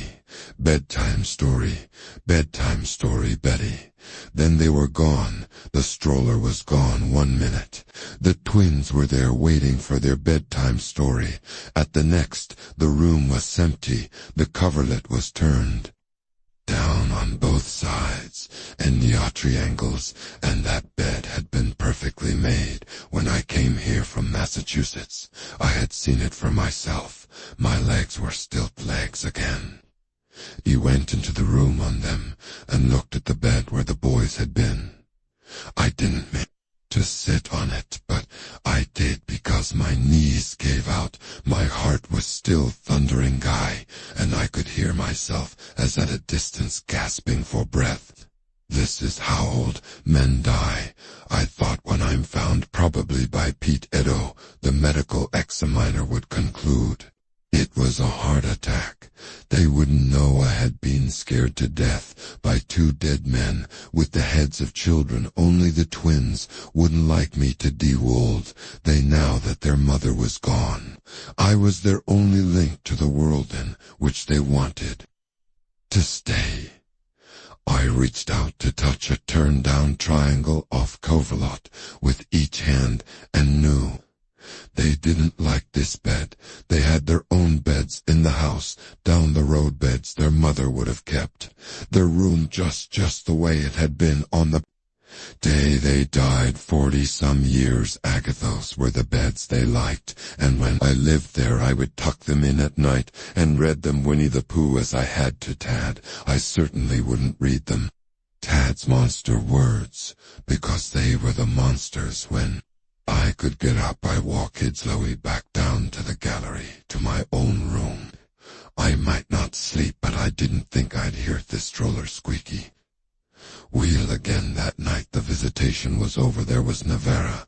Question of keeping the car in which my son had died. We wouldn't have kept Hayteven if it hadn't been bashed at a dozen places by the dog trying to get an anjet at them. A wrecker brought it back to our house. Donna refused to even look at that. Either I didn't claim her, there was no junkyard. In Castle Rock, the closest was Andres Gates Falls. I called them. They came, got the Pinto, the death car, and ran it through the crusher. What came out was a cube shot through with bright seams of glass windows, tail lights, windshield. I took a picture. Donna wouldn't look at it. By then the arguments had started. She wanted me to go on her weekly pilgrimages to Harmony Hill where Tad was buried. I refused. That asked. She had refused to look at the crushed cube of the death car. I said Tad was at the house for me and always would be. She said that sounded high-flown and noble, but it wasn't true. She said I was afraid to go afraid. I'd break down, and of course she was right. I imagined she saw it in my face every time she looked at me. She was the one who moved out. I came back from a business trip Boston, and she was gone. There was a note. It said the usual things you can probably guess. Can't go on this way, start a new life, turn the page, blah blah blah. The only really original thing was the line she'd scroll called under her name, perhaps as an afterthought. I'm still in love with Uwand. I hate you, and I'm leaving before hate gets the upper hand. Probably I didn't have to tell you. I felt the same way about her deputy. Zane called Me then next morning while I was spooning up rice checks, not enjoying them, just gassing up for the day. He said the autopsy had been completed. Alita Bell, wife to Henry, mother to Jacob and Joseph, had died of a heart attack. The me said it was amazing. She lived as long as she did. She had 90% blockages, but that wasn't all. There was cardiac scarring, which means she'd suffered an ember of previous heart attacks, small ones, you know. He also said, well, never mind. No, go ahead, please, Zan. Cleared his throat. He said even little heart attacks once, you might not even feel impaired cognition. That could explain why she sometimes believed her children were still alive. I thought of telling him that I knew her children were alive or half alive, and I'd never had a heart attack. I think I almost did. Tell him, Mr. Trenton Vic. Just thinking about that, I said, does this let me off the hook for ThineQuest? Nope, you still have to be here for that. You found the body, but if it was a heart attack, pure and simple. Oh, it was, but there won't be a toxicology report for another couple of days. Need to find out what was in her stomach. Just dotting I's and crossing T's. You know, I thought it might be a little more. Thought Andy P. wanted to make sure that Allie Bell's last minute Letchy hadn't fed her something Dixon in her scrambled eggs at an early breakfast. Perhaps meanwhile, Zane was talking, and I had to ask him Torwine. I was saying there's a problem kind of unique. We've got a body, but no burial instructions. Andy P. says, you might be on the hook for that. Wait, what, TM's supposed to plan a funeral?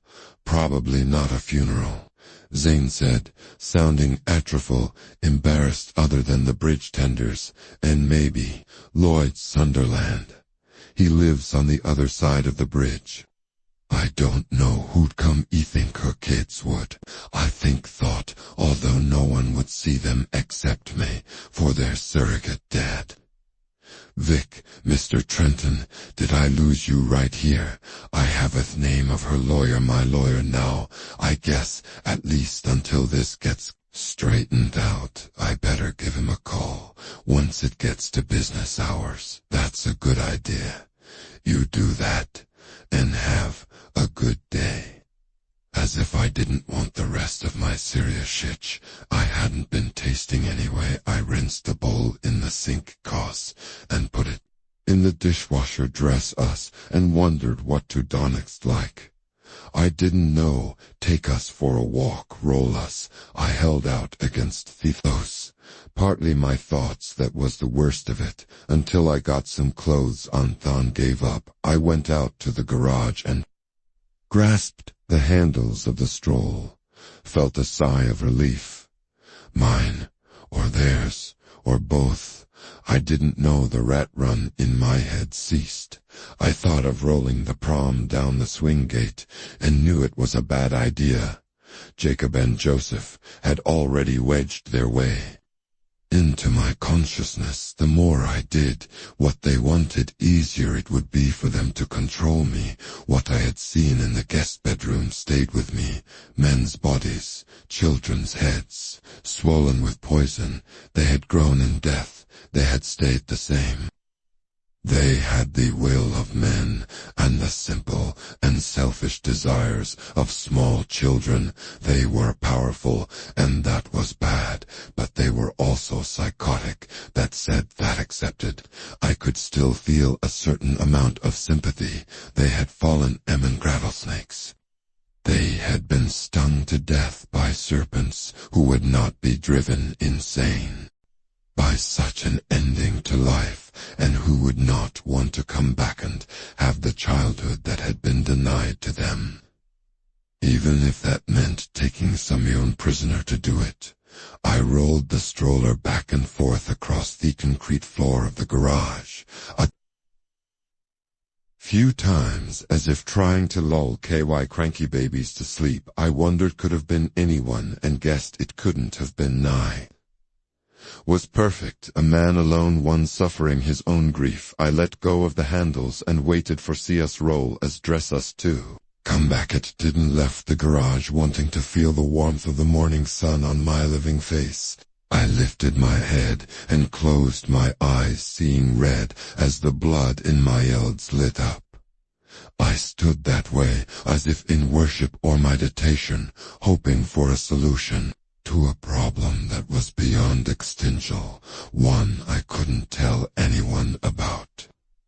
I'm supposed to see her into the ground, because she has no one on this side of the veil at least. But am I not the same? My parents are dead, my older brother is dead, my is dead.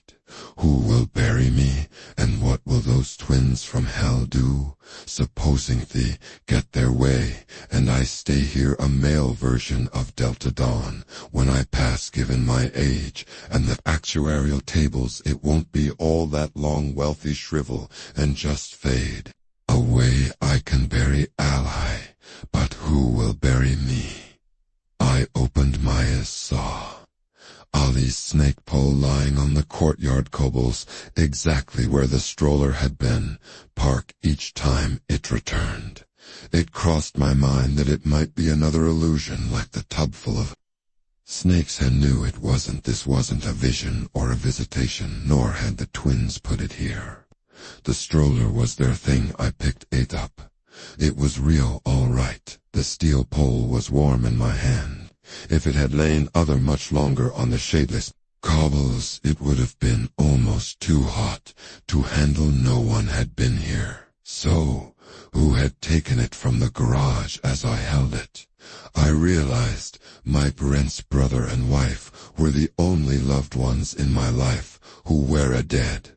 There was one more, one who had also died a terrible death at a young age.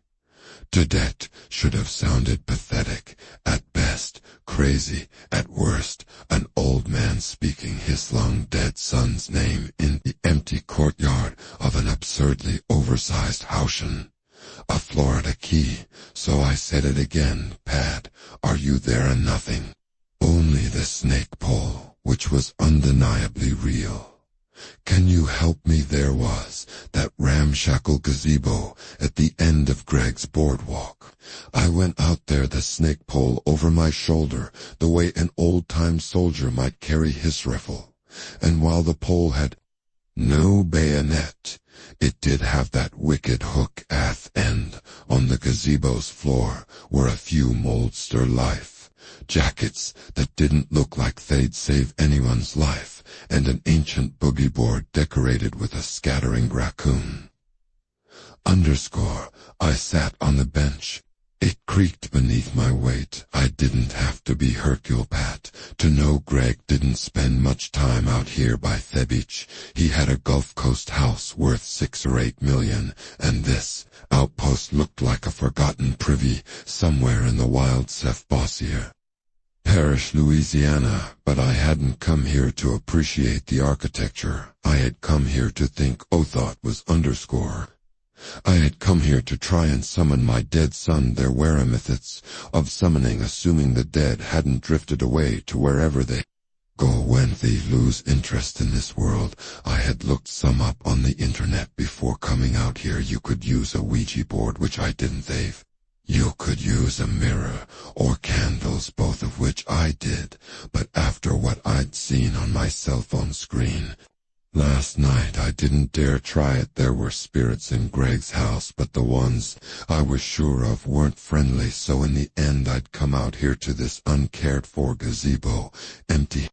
I sat and looked out at a beach unmarked by a single track, and a gulf unmarked by a single sail. In February or March, both the beach and the water would have been packed.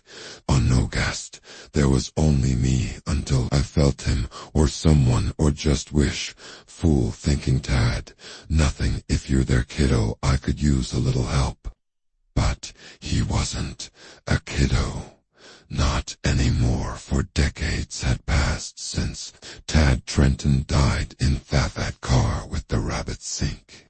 Bernard patrolling the yard of a farmhouse as deserted as the north end of Rattlesnake Key.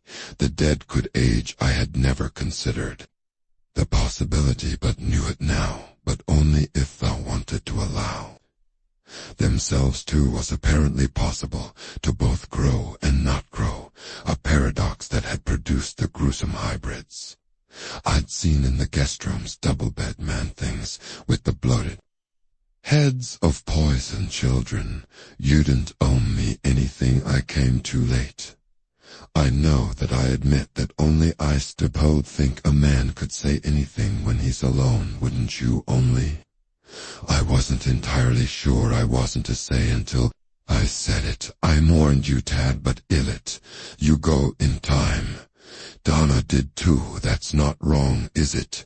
Forgetting is what would wrong holding on too tightly. I think that mixed monsters I had the snake pole across my lap if you left this for me, I really could. See a little help. I waited. There was nothing, there was also something, either a presence, or the hope of an old man who had been scared half to death, and Forsetto. Remember old hers, every snake ever bit him. Then Thetherex came back, driving away. Whatever delicate thing might have come to visit him, dress us, roll us, see us, roll us. The kids wanted me, the kids, wanted to be my kids, and they were also my thoughts. That was the horror of Ethavain, your own mind turned against. You is a guilt-hedged invitation to insanity. What interrupted them, partially at least, was the honking of a horn-eyed. Turned and saw someone waving to me, just a silhouette at the edge of the spindly legs beneath the baggy shorts were enough to tell me who my company was. I waved back, propped the snake pole against the gazebo's railing, and headed back. Along the boardwalk, Andy Pye met me halfway. Good morning, Mr. Trenton Vic. Remember Vic Wright. I was out this way and thought I'd drop by underscore you were. I thought Andy. Fought roll us, dress us, see us. We're waiting for you. What can I'd do for you? He thought. I'd fill you in on the autopsy officer. Zane already called and told me I couldn't see if he frowned at that. Because of the way his bushy mustache held his mask away from his face, but his eyebrows also bushy drew together, so I think he did well. Good underscore. You think it's good, I thought, and thought, roll us, you'll feel better, you know you will. We walked back to the house.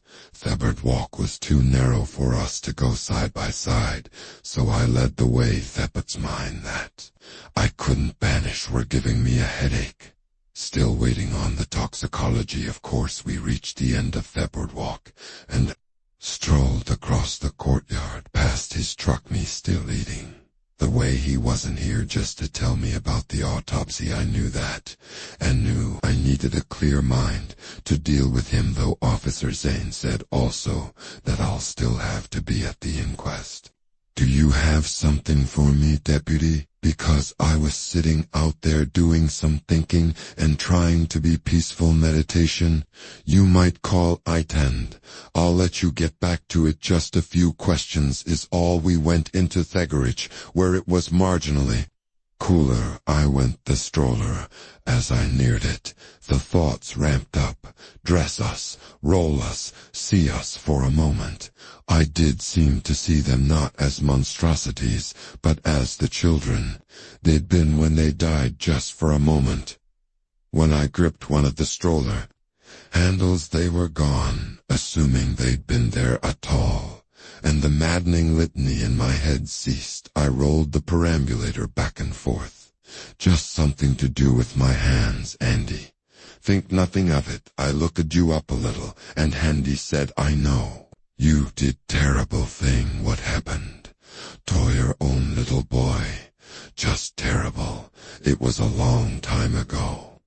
Andy, are you on this case, if there is a case, were you assigned to it? Because somehow I doubt that. No, he said, raising his hands in a parish, the thought gesture. But you know how it is. You can take the man out of the cops, you can't take the cops out of the man, probably. The same in your business advertising, wasn't it? You know it wasn't. The answer is no, on the rare occasions when I watch network tape instead of streaming. I mute the ads. You really have no business here at all, do you now? I wouldn't go that far, just man. I'm curious. This is a funny business, meaning funny, peculiar, not funny, ha. You must see that back and forth went the stroller a few feet ahead, a few feet back, soothing the kids, keeping them quiet. Why would she leave you everything? Gets me, and I bet you know that was true. I don't. And why do you keep bringing that stroller back from her place? Because it's got to be you, doesn't it? No one else out here this time of year, not me, he sighed. Talk to me, Vic, why not? If her talk screen comes back negative. You got away with whatever y'all get away with, so there it was. He thought I'd killed her help, an old duffer out tits, just the two of us. I didn't like this Wilford Rimbley lookalike who had interrupted me while I was trying something delicate that probably wouldn't have worked, but that didn't make me feel any better about him, so I pretended to consider what he was asking for. I said, show me your phone. Even the bulge of his mustache couldn't quite hide the smile in his mouth. I couldn't gauge the exact quality of that smile, but I'd be willing to bet it was of the you got me partner variety. The phone came out of the baggy shorts, and yes, it was recording. Must have hit that by accident. I'm sure now. Turn it off. He did so with no argument. Now it really is just the two of us, so satisfy my curiosity. All right. I took a dramatic pause, the kind that usually worked with clients before you unveiled the ad campaign they come to see, and then led with two lies followed with the stone truth. I don't know why someone keeps bringing her stroller back. That's number one. I don't know why she left that crazy will. That's number two. And here's number three. Deputy P, I didn't kill her. The inquest goes a long way toward proving she died of natural causes. The toxicology report will go theorist the way I hoped it would.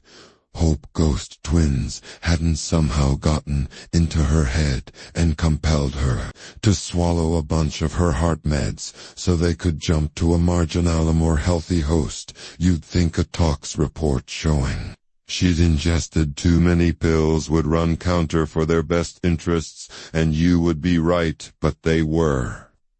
Children, I think you should go. I stopped rolling this stroller and take this thing with you.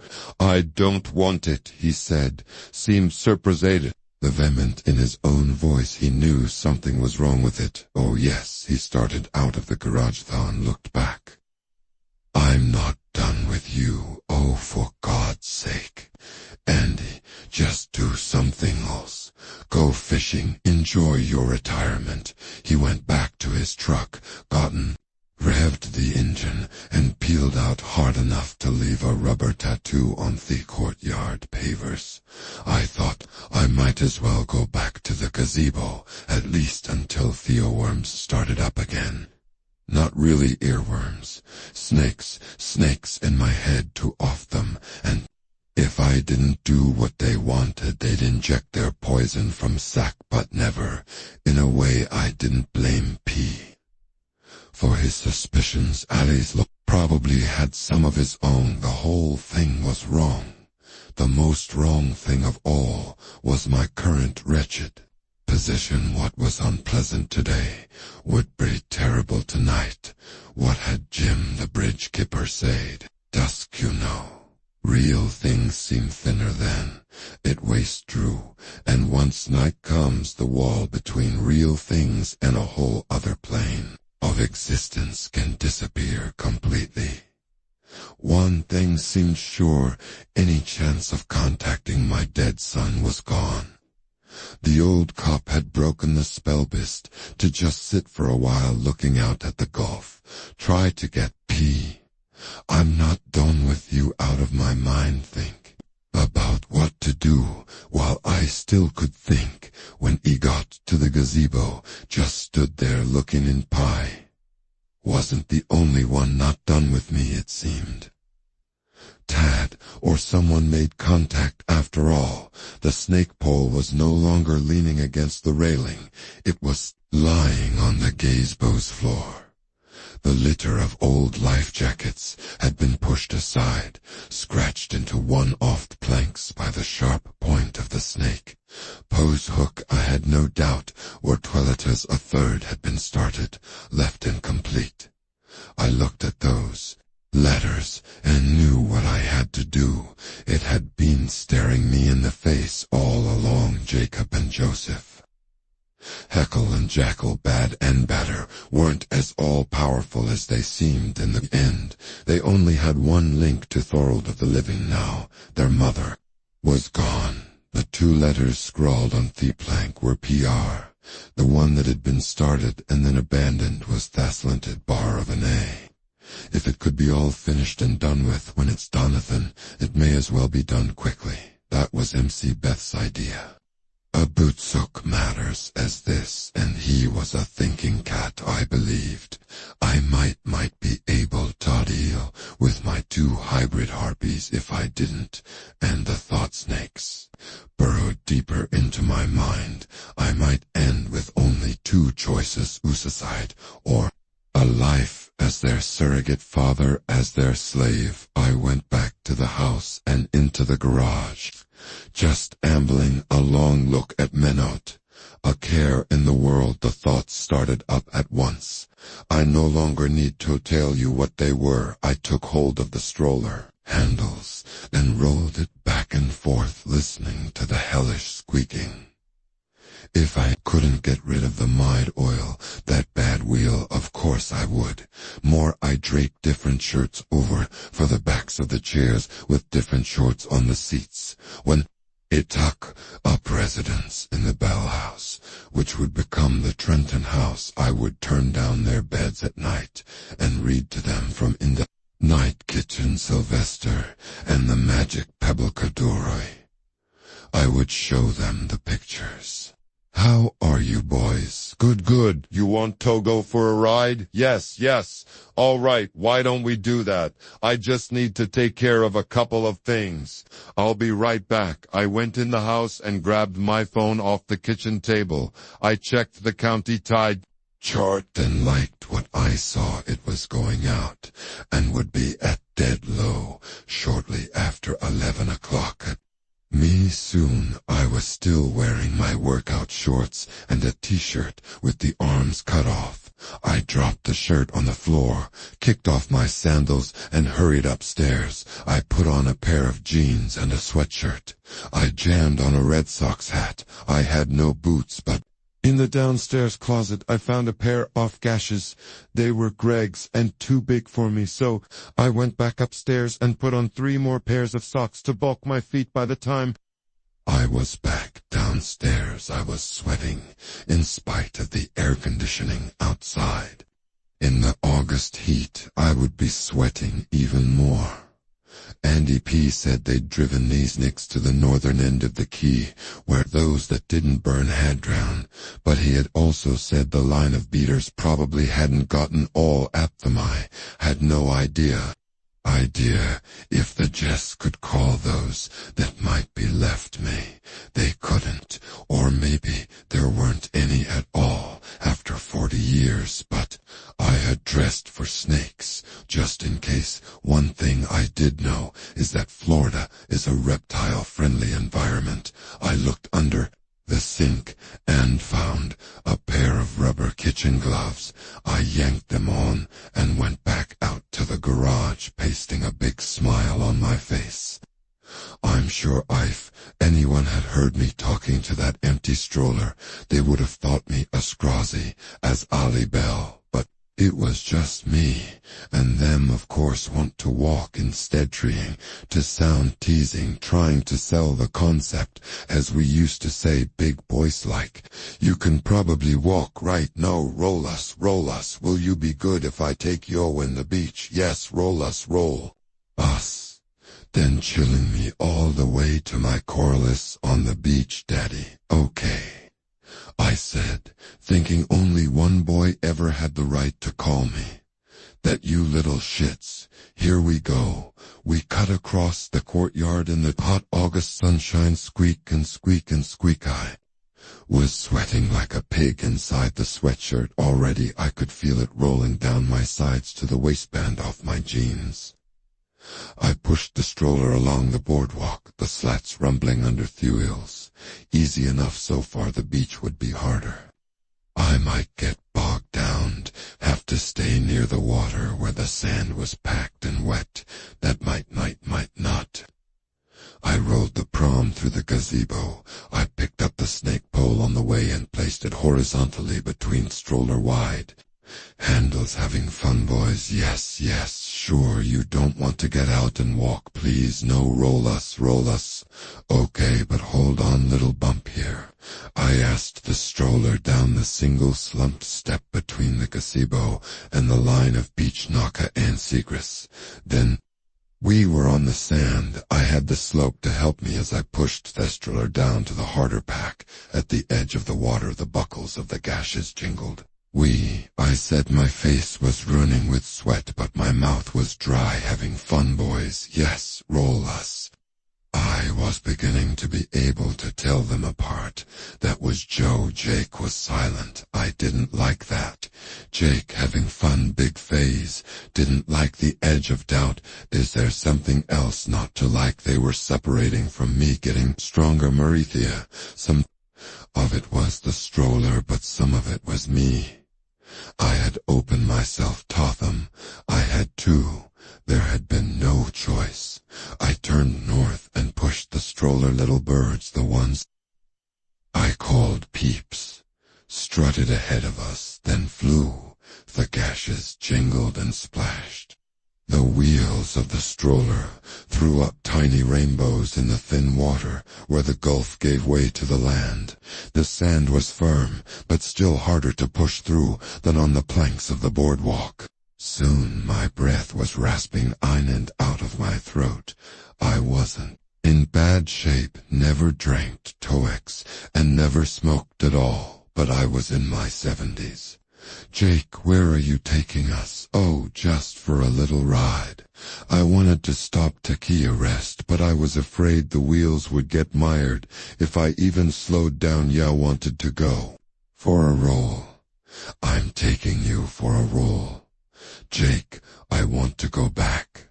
That was suspicion, and Joe caught it from his brother, just as I supposed he'd caught his brother's colds. Joe, me too. I'm tired. The sun is too hot. We should have worn. Our hat is just a little fur. I began, and that was when the snakes began to come out of the Napaka and Pomatobig.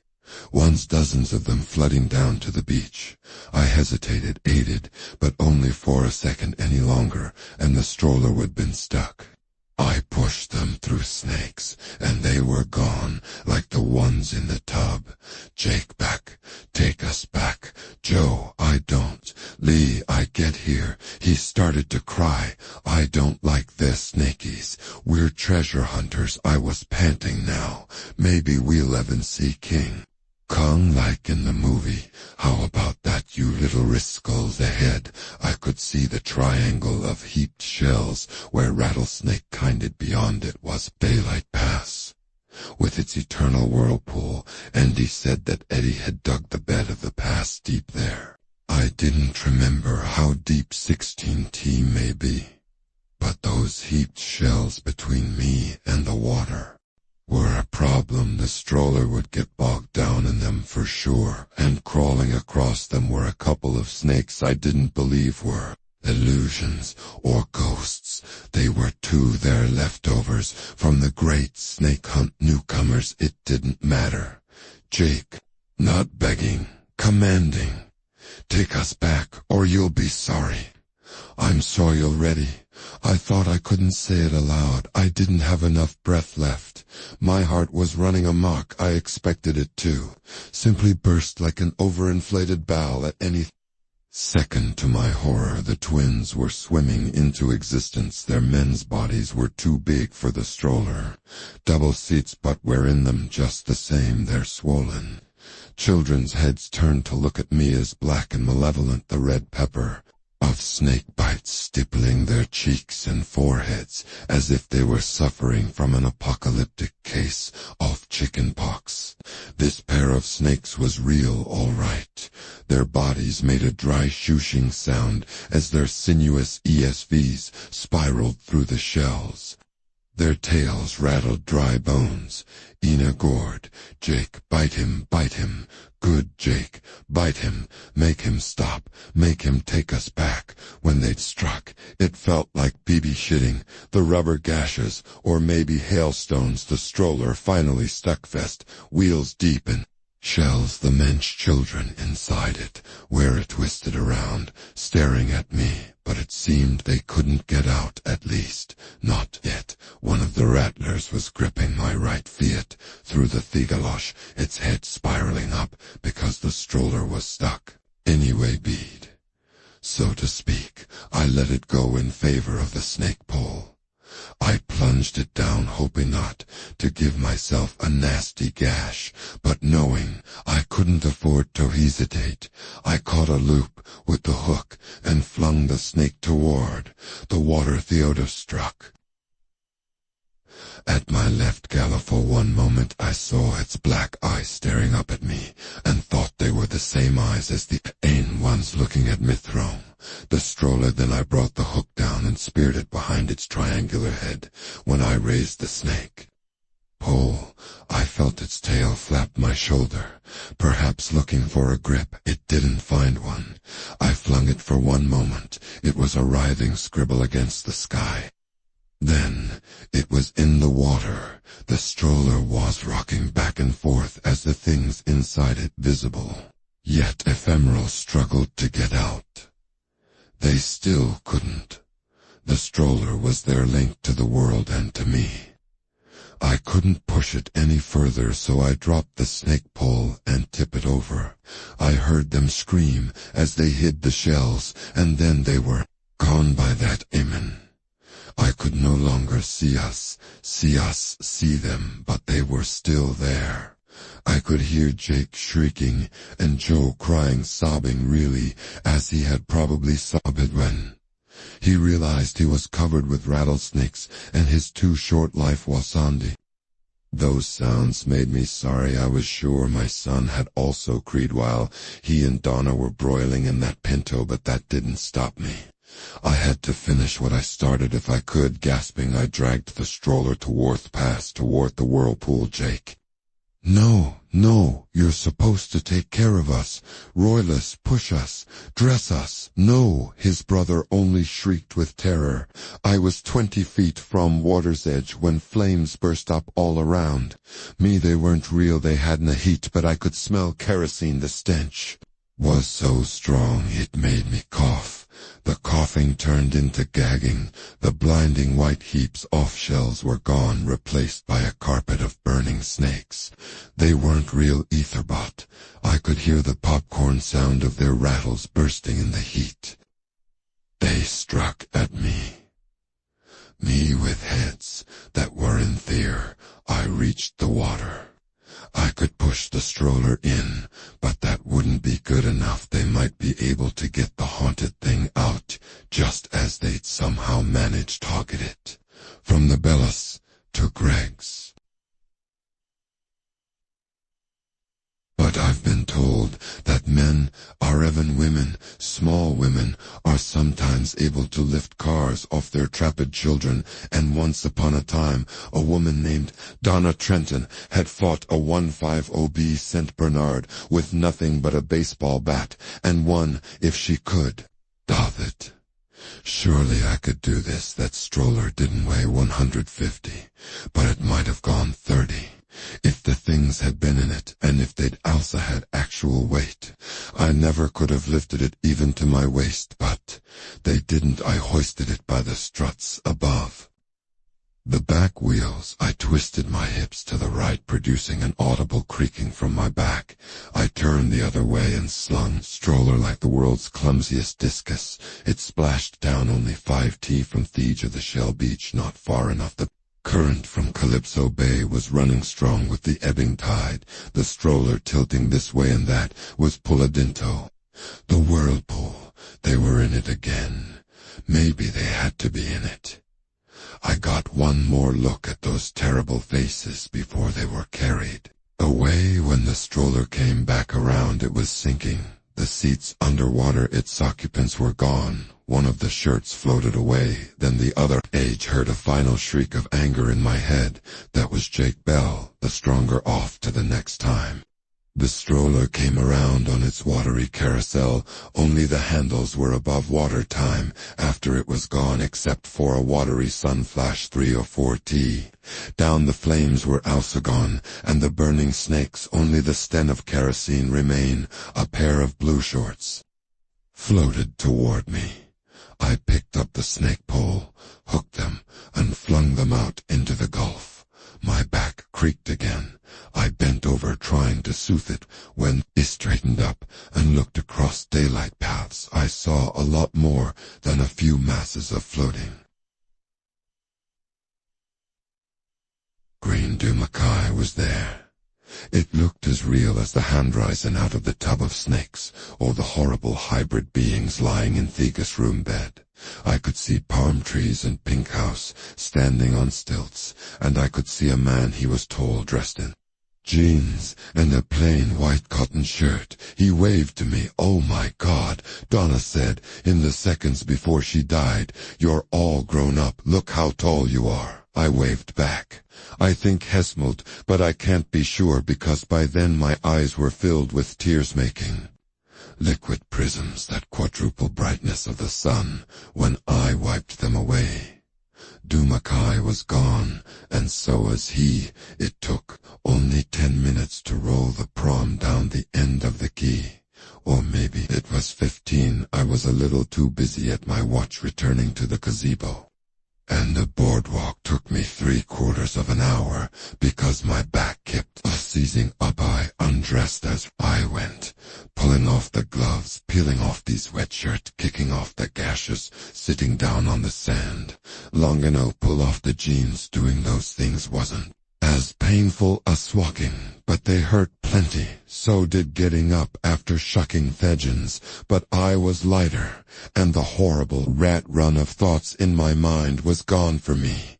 That made the back pain, which continues to this day, a fair trade. I walked the rest of the way, wearing only my shorts. Back in the house, I found Tylenol in Greg's medicine cab, and took 3. The pill didn't kill Thepin, but at least muted it. I slept for 4 hours, dreamless last sleep. When I woke up, my back was so stuff that I had to make a plan. Step A, step B, step C. To sit up, get off the bed, and on my feet. I took a hot shower, and that helped some. I couldn't face using a towel, so I air-dried downstairs step. I thought of calling P, but I didn't want to talk to him no more than the man in the moon, Donna would have said. I called Zane instead. He asked how he could help me, and I said I was calling to report a missing stroller. Did someone from your department, P, maybe finally decide to come and pick it up, huh? I didn't think so. Let me check and call you back, which he died eventually, and told me no one from the county sheriff's office had picked up stroller. No reason to really. He said Wover brought it up here twice. Must have finally taken it back to her place. Said he agreed, and that was where the matter of the haunted stroller ended. May 2023. All that was almost 3 years ago. I'm back in Newburyport and never want to visit the Sunshine State again. Even Georgia would be Too close. Alita Bell's talk screen showed nothing suspicious, took me off the hook. Nathan Rutherford saw 2 alleys burying. He and I attended the funeral. So did Zane and Canavan, an old party named Lloyd Sunderland, accompanied by his dog, and half a dozen swing bridge operators. Andy P. also had ended at the reception. He came up to me as I waited my turn for a Dixie Cup-off, punched the smell of whiskey wafted. From below his mustache there was no mask to mute it. "I still think you got away with something, Bub," he said, and headed for the door not quite straight. Before I could reply, I testified at the Zoom inquest from Greg's house. There were no gotcha questions. In fact, the medical examiner gave me a strong attaboy for doing my best. Keep the buzzards off the Dissis Island doll. The proper authorities could arrive. No relatives ever came out of the woodwork to challenge Alita Bell's scrap, although Will said Scrap's trip through probate was a long one by June of 2022. Everything that was hers was mine. Incredible, but true. I put the Bell property up for sale, knowing no one would want the house, which was fairly run down, in spite of Ali's reputed handywoman skills. The land it stood on was a different matter. It sold in October of 22 for just shy of $7 million. Bay to Gulf. You know, prime real estate. Another McMansion will stand there soon enough. Ali's other assets totaled $6 million after taxes, and the other barnacles that attached to any large estate, that $13 million total, boiled down to 4-5, a nice little windfall, if you ignore the terrible children that were supposed to come with it. I put $500,000 in my retirement fund, call it 4 services rendered, and a back that will probably pain me until ID. The rest I gave to the All Faiths Food Bank in Sarasota, which was very happy.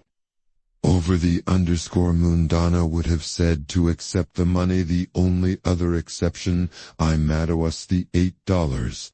Zero that went to Counselor Rutherford Ali's funeral likeness. I stayed at Greg's house until after the inquest, when the matter of Alita Bell was officially closed. During that time, there were no visions and no squeaky wheels to trouble me, of course. I still checked the courtyard and the garage for the stroller first thing each morning, even before putting the coffee in. It isn't just grief that leaves scars. Terror does, to especially supernatural terror. But the twins were gone one day. I asked Mito to show Meth Dip where Jacob and Joseph come to grief on their fatal walk through the beads. He was willing enough, and after some casting about, we found it. In fact, Mr. Ito almost fell into it, although it was hard to tell. Bing filled with napoca and tangles of oxide daisies, so big they looked like mutants. I thought it was about as long as Greg's luxurious tub in the master bathroom, almost as deep. I had the keys to the Bell house, and I went in there just once. I was curious about the final thing. Vision hallucination. Take your pick. I had experienced on the Shell Beat, as he dragged the stroller toward the water. Flames, a carpet of snakes. The twins had died for the great snake hunt, so how could they have known about it? The house was just as Ally left it when she took the ghost twins for their last roll by her anyway. There was a plate in the sink with a knife. Fork laid across it. On the counter was a box of Wheaties with Thabatome chewed out by some small foraging critters. I forced myself to look into the boy's bedroom.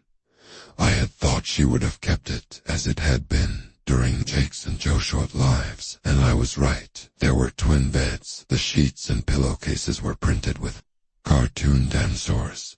Tad had exactly the same set this realization horride, and in some way comforted me. At the same time, I closed the door on I-10 colorful stick-on letters, was the Kingdom of Twins. I didn't know what I was looking for, but I knew it when I found it. Henry Bell's study had also been kept, as it was all those years before yellow legal pads were neatly stacked to the left of his IBM Selectric typewriter. Folders to the right on each side, like paperweights, were framed pictures. Joe on the legal pads, Jake on the folders. There was a picture of A looking impossibly young and beautiful.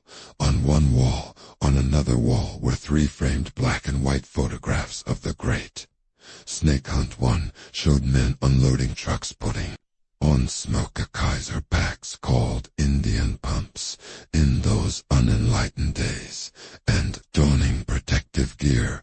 Another showed men in a linny beating the underbrush as they drove the snakes north. The third showed the triangle of Shell Beach as thousands of snakes charred and died in the flames.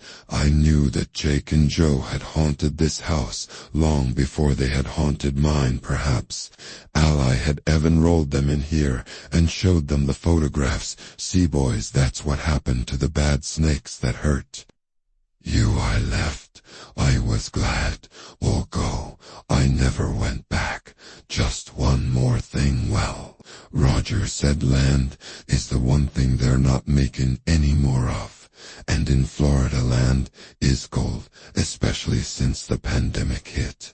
And while they may not be making any more of it, reclamation isn't out of the question. The county has begun talking about reclaiming McKay. Consortium of real estate agents, including the one who sold Mrs. Bell's house for me, hired a remediation company. Whoa. Investigate the possibility at a meeting attended by the county commissioners and chaired by the county administrator. Several experts from Landgold Gold Inc. put on a PowerPoint lecture complete with an idealist artist's conception of Doomer risen from the deeps. It would be relatively easy and inexpensive.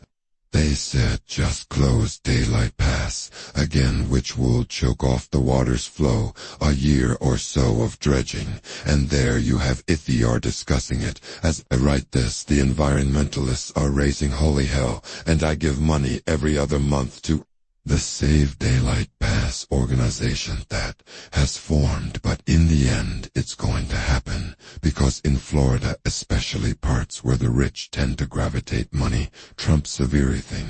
They will close the pass, and in the process they will surely find a certain rusty stroller. I'm sure that by then the awful things that inhabited it will be gone, almost sure if they're not. I hope, Eddie, have no interest in me, because if there ever comes a night when I hear that squeaky stroller wheel approaching, God help me, God help me, thinking of John D. MacDonald Oceanoff, Mom.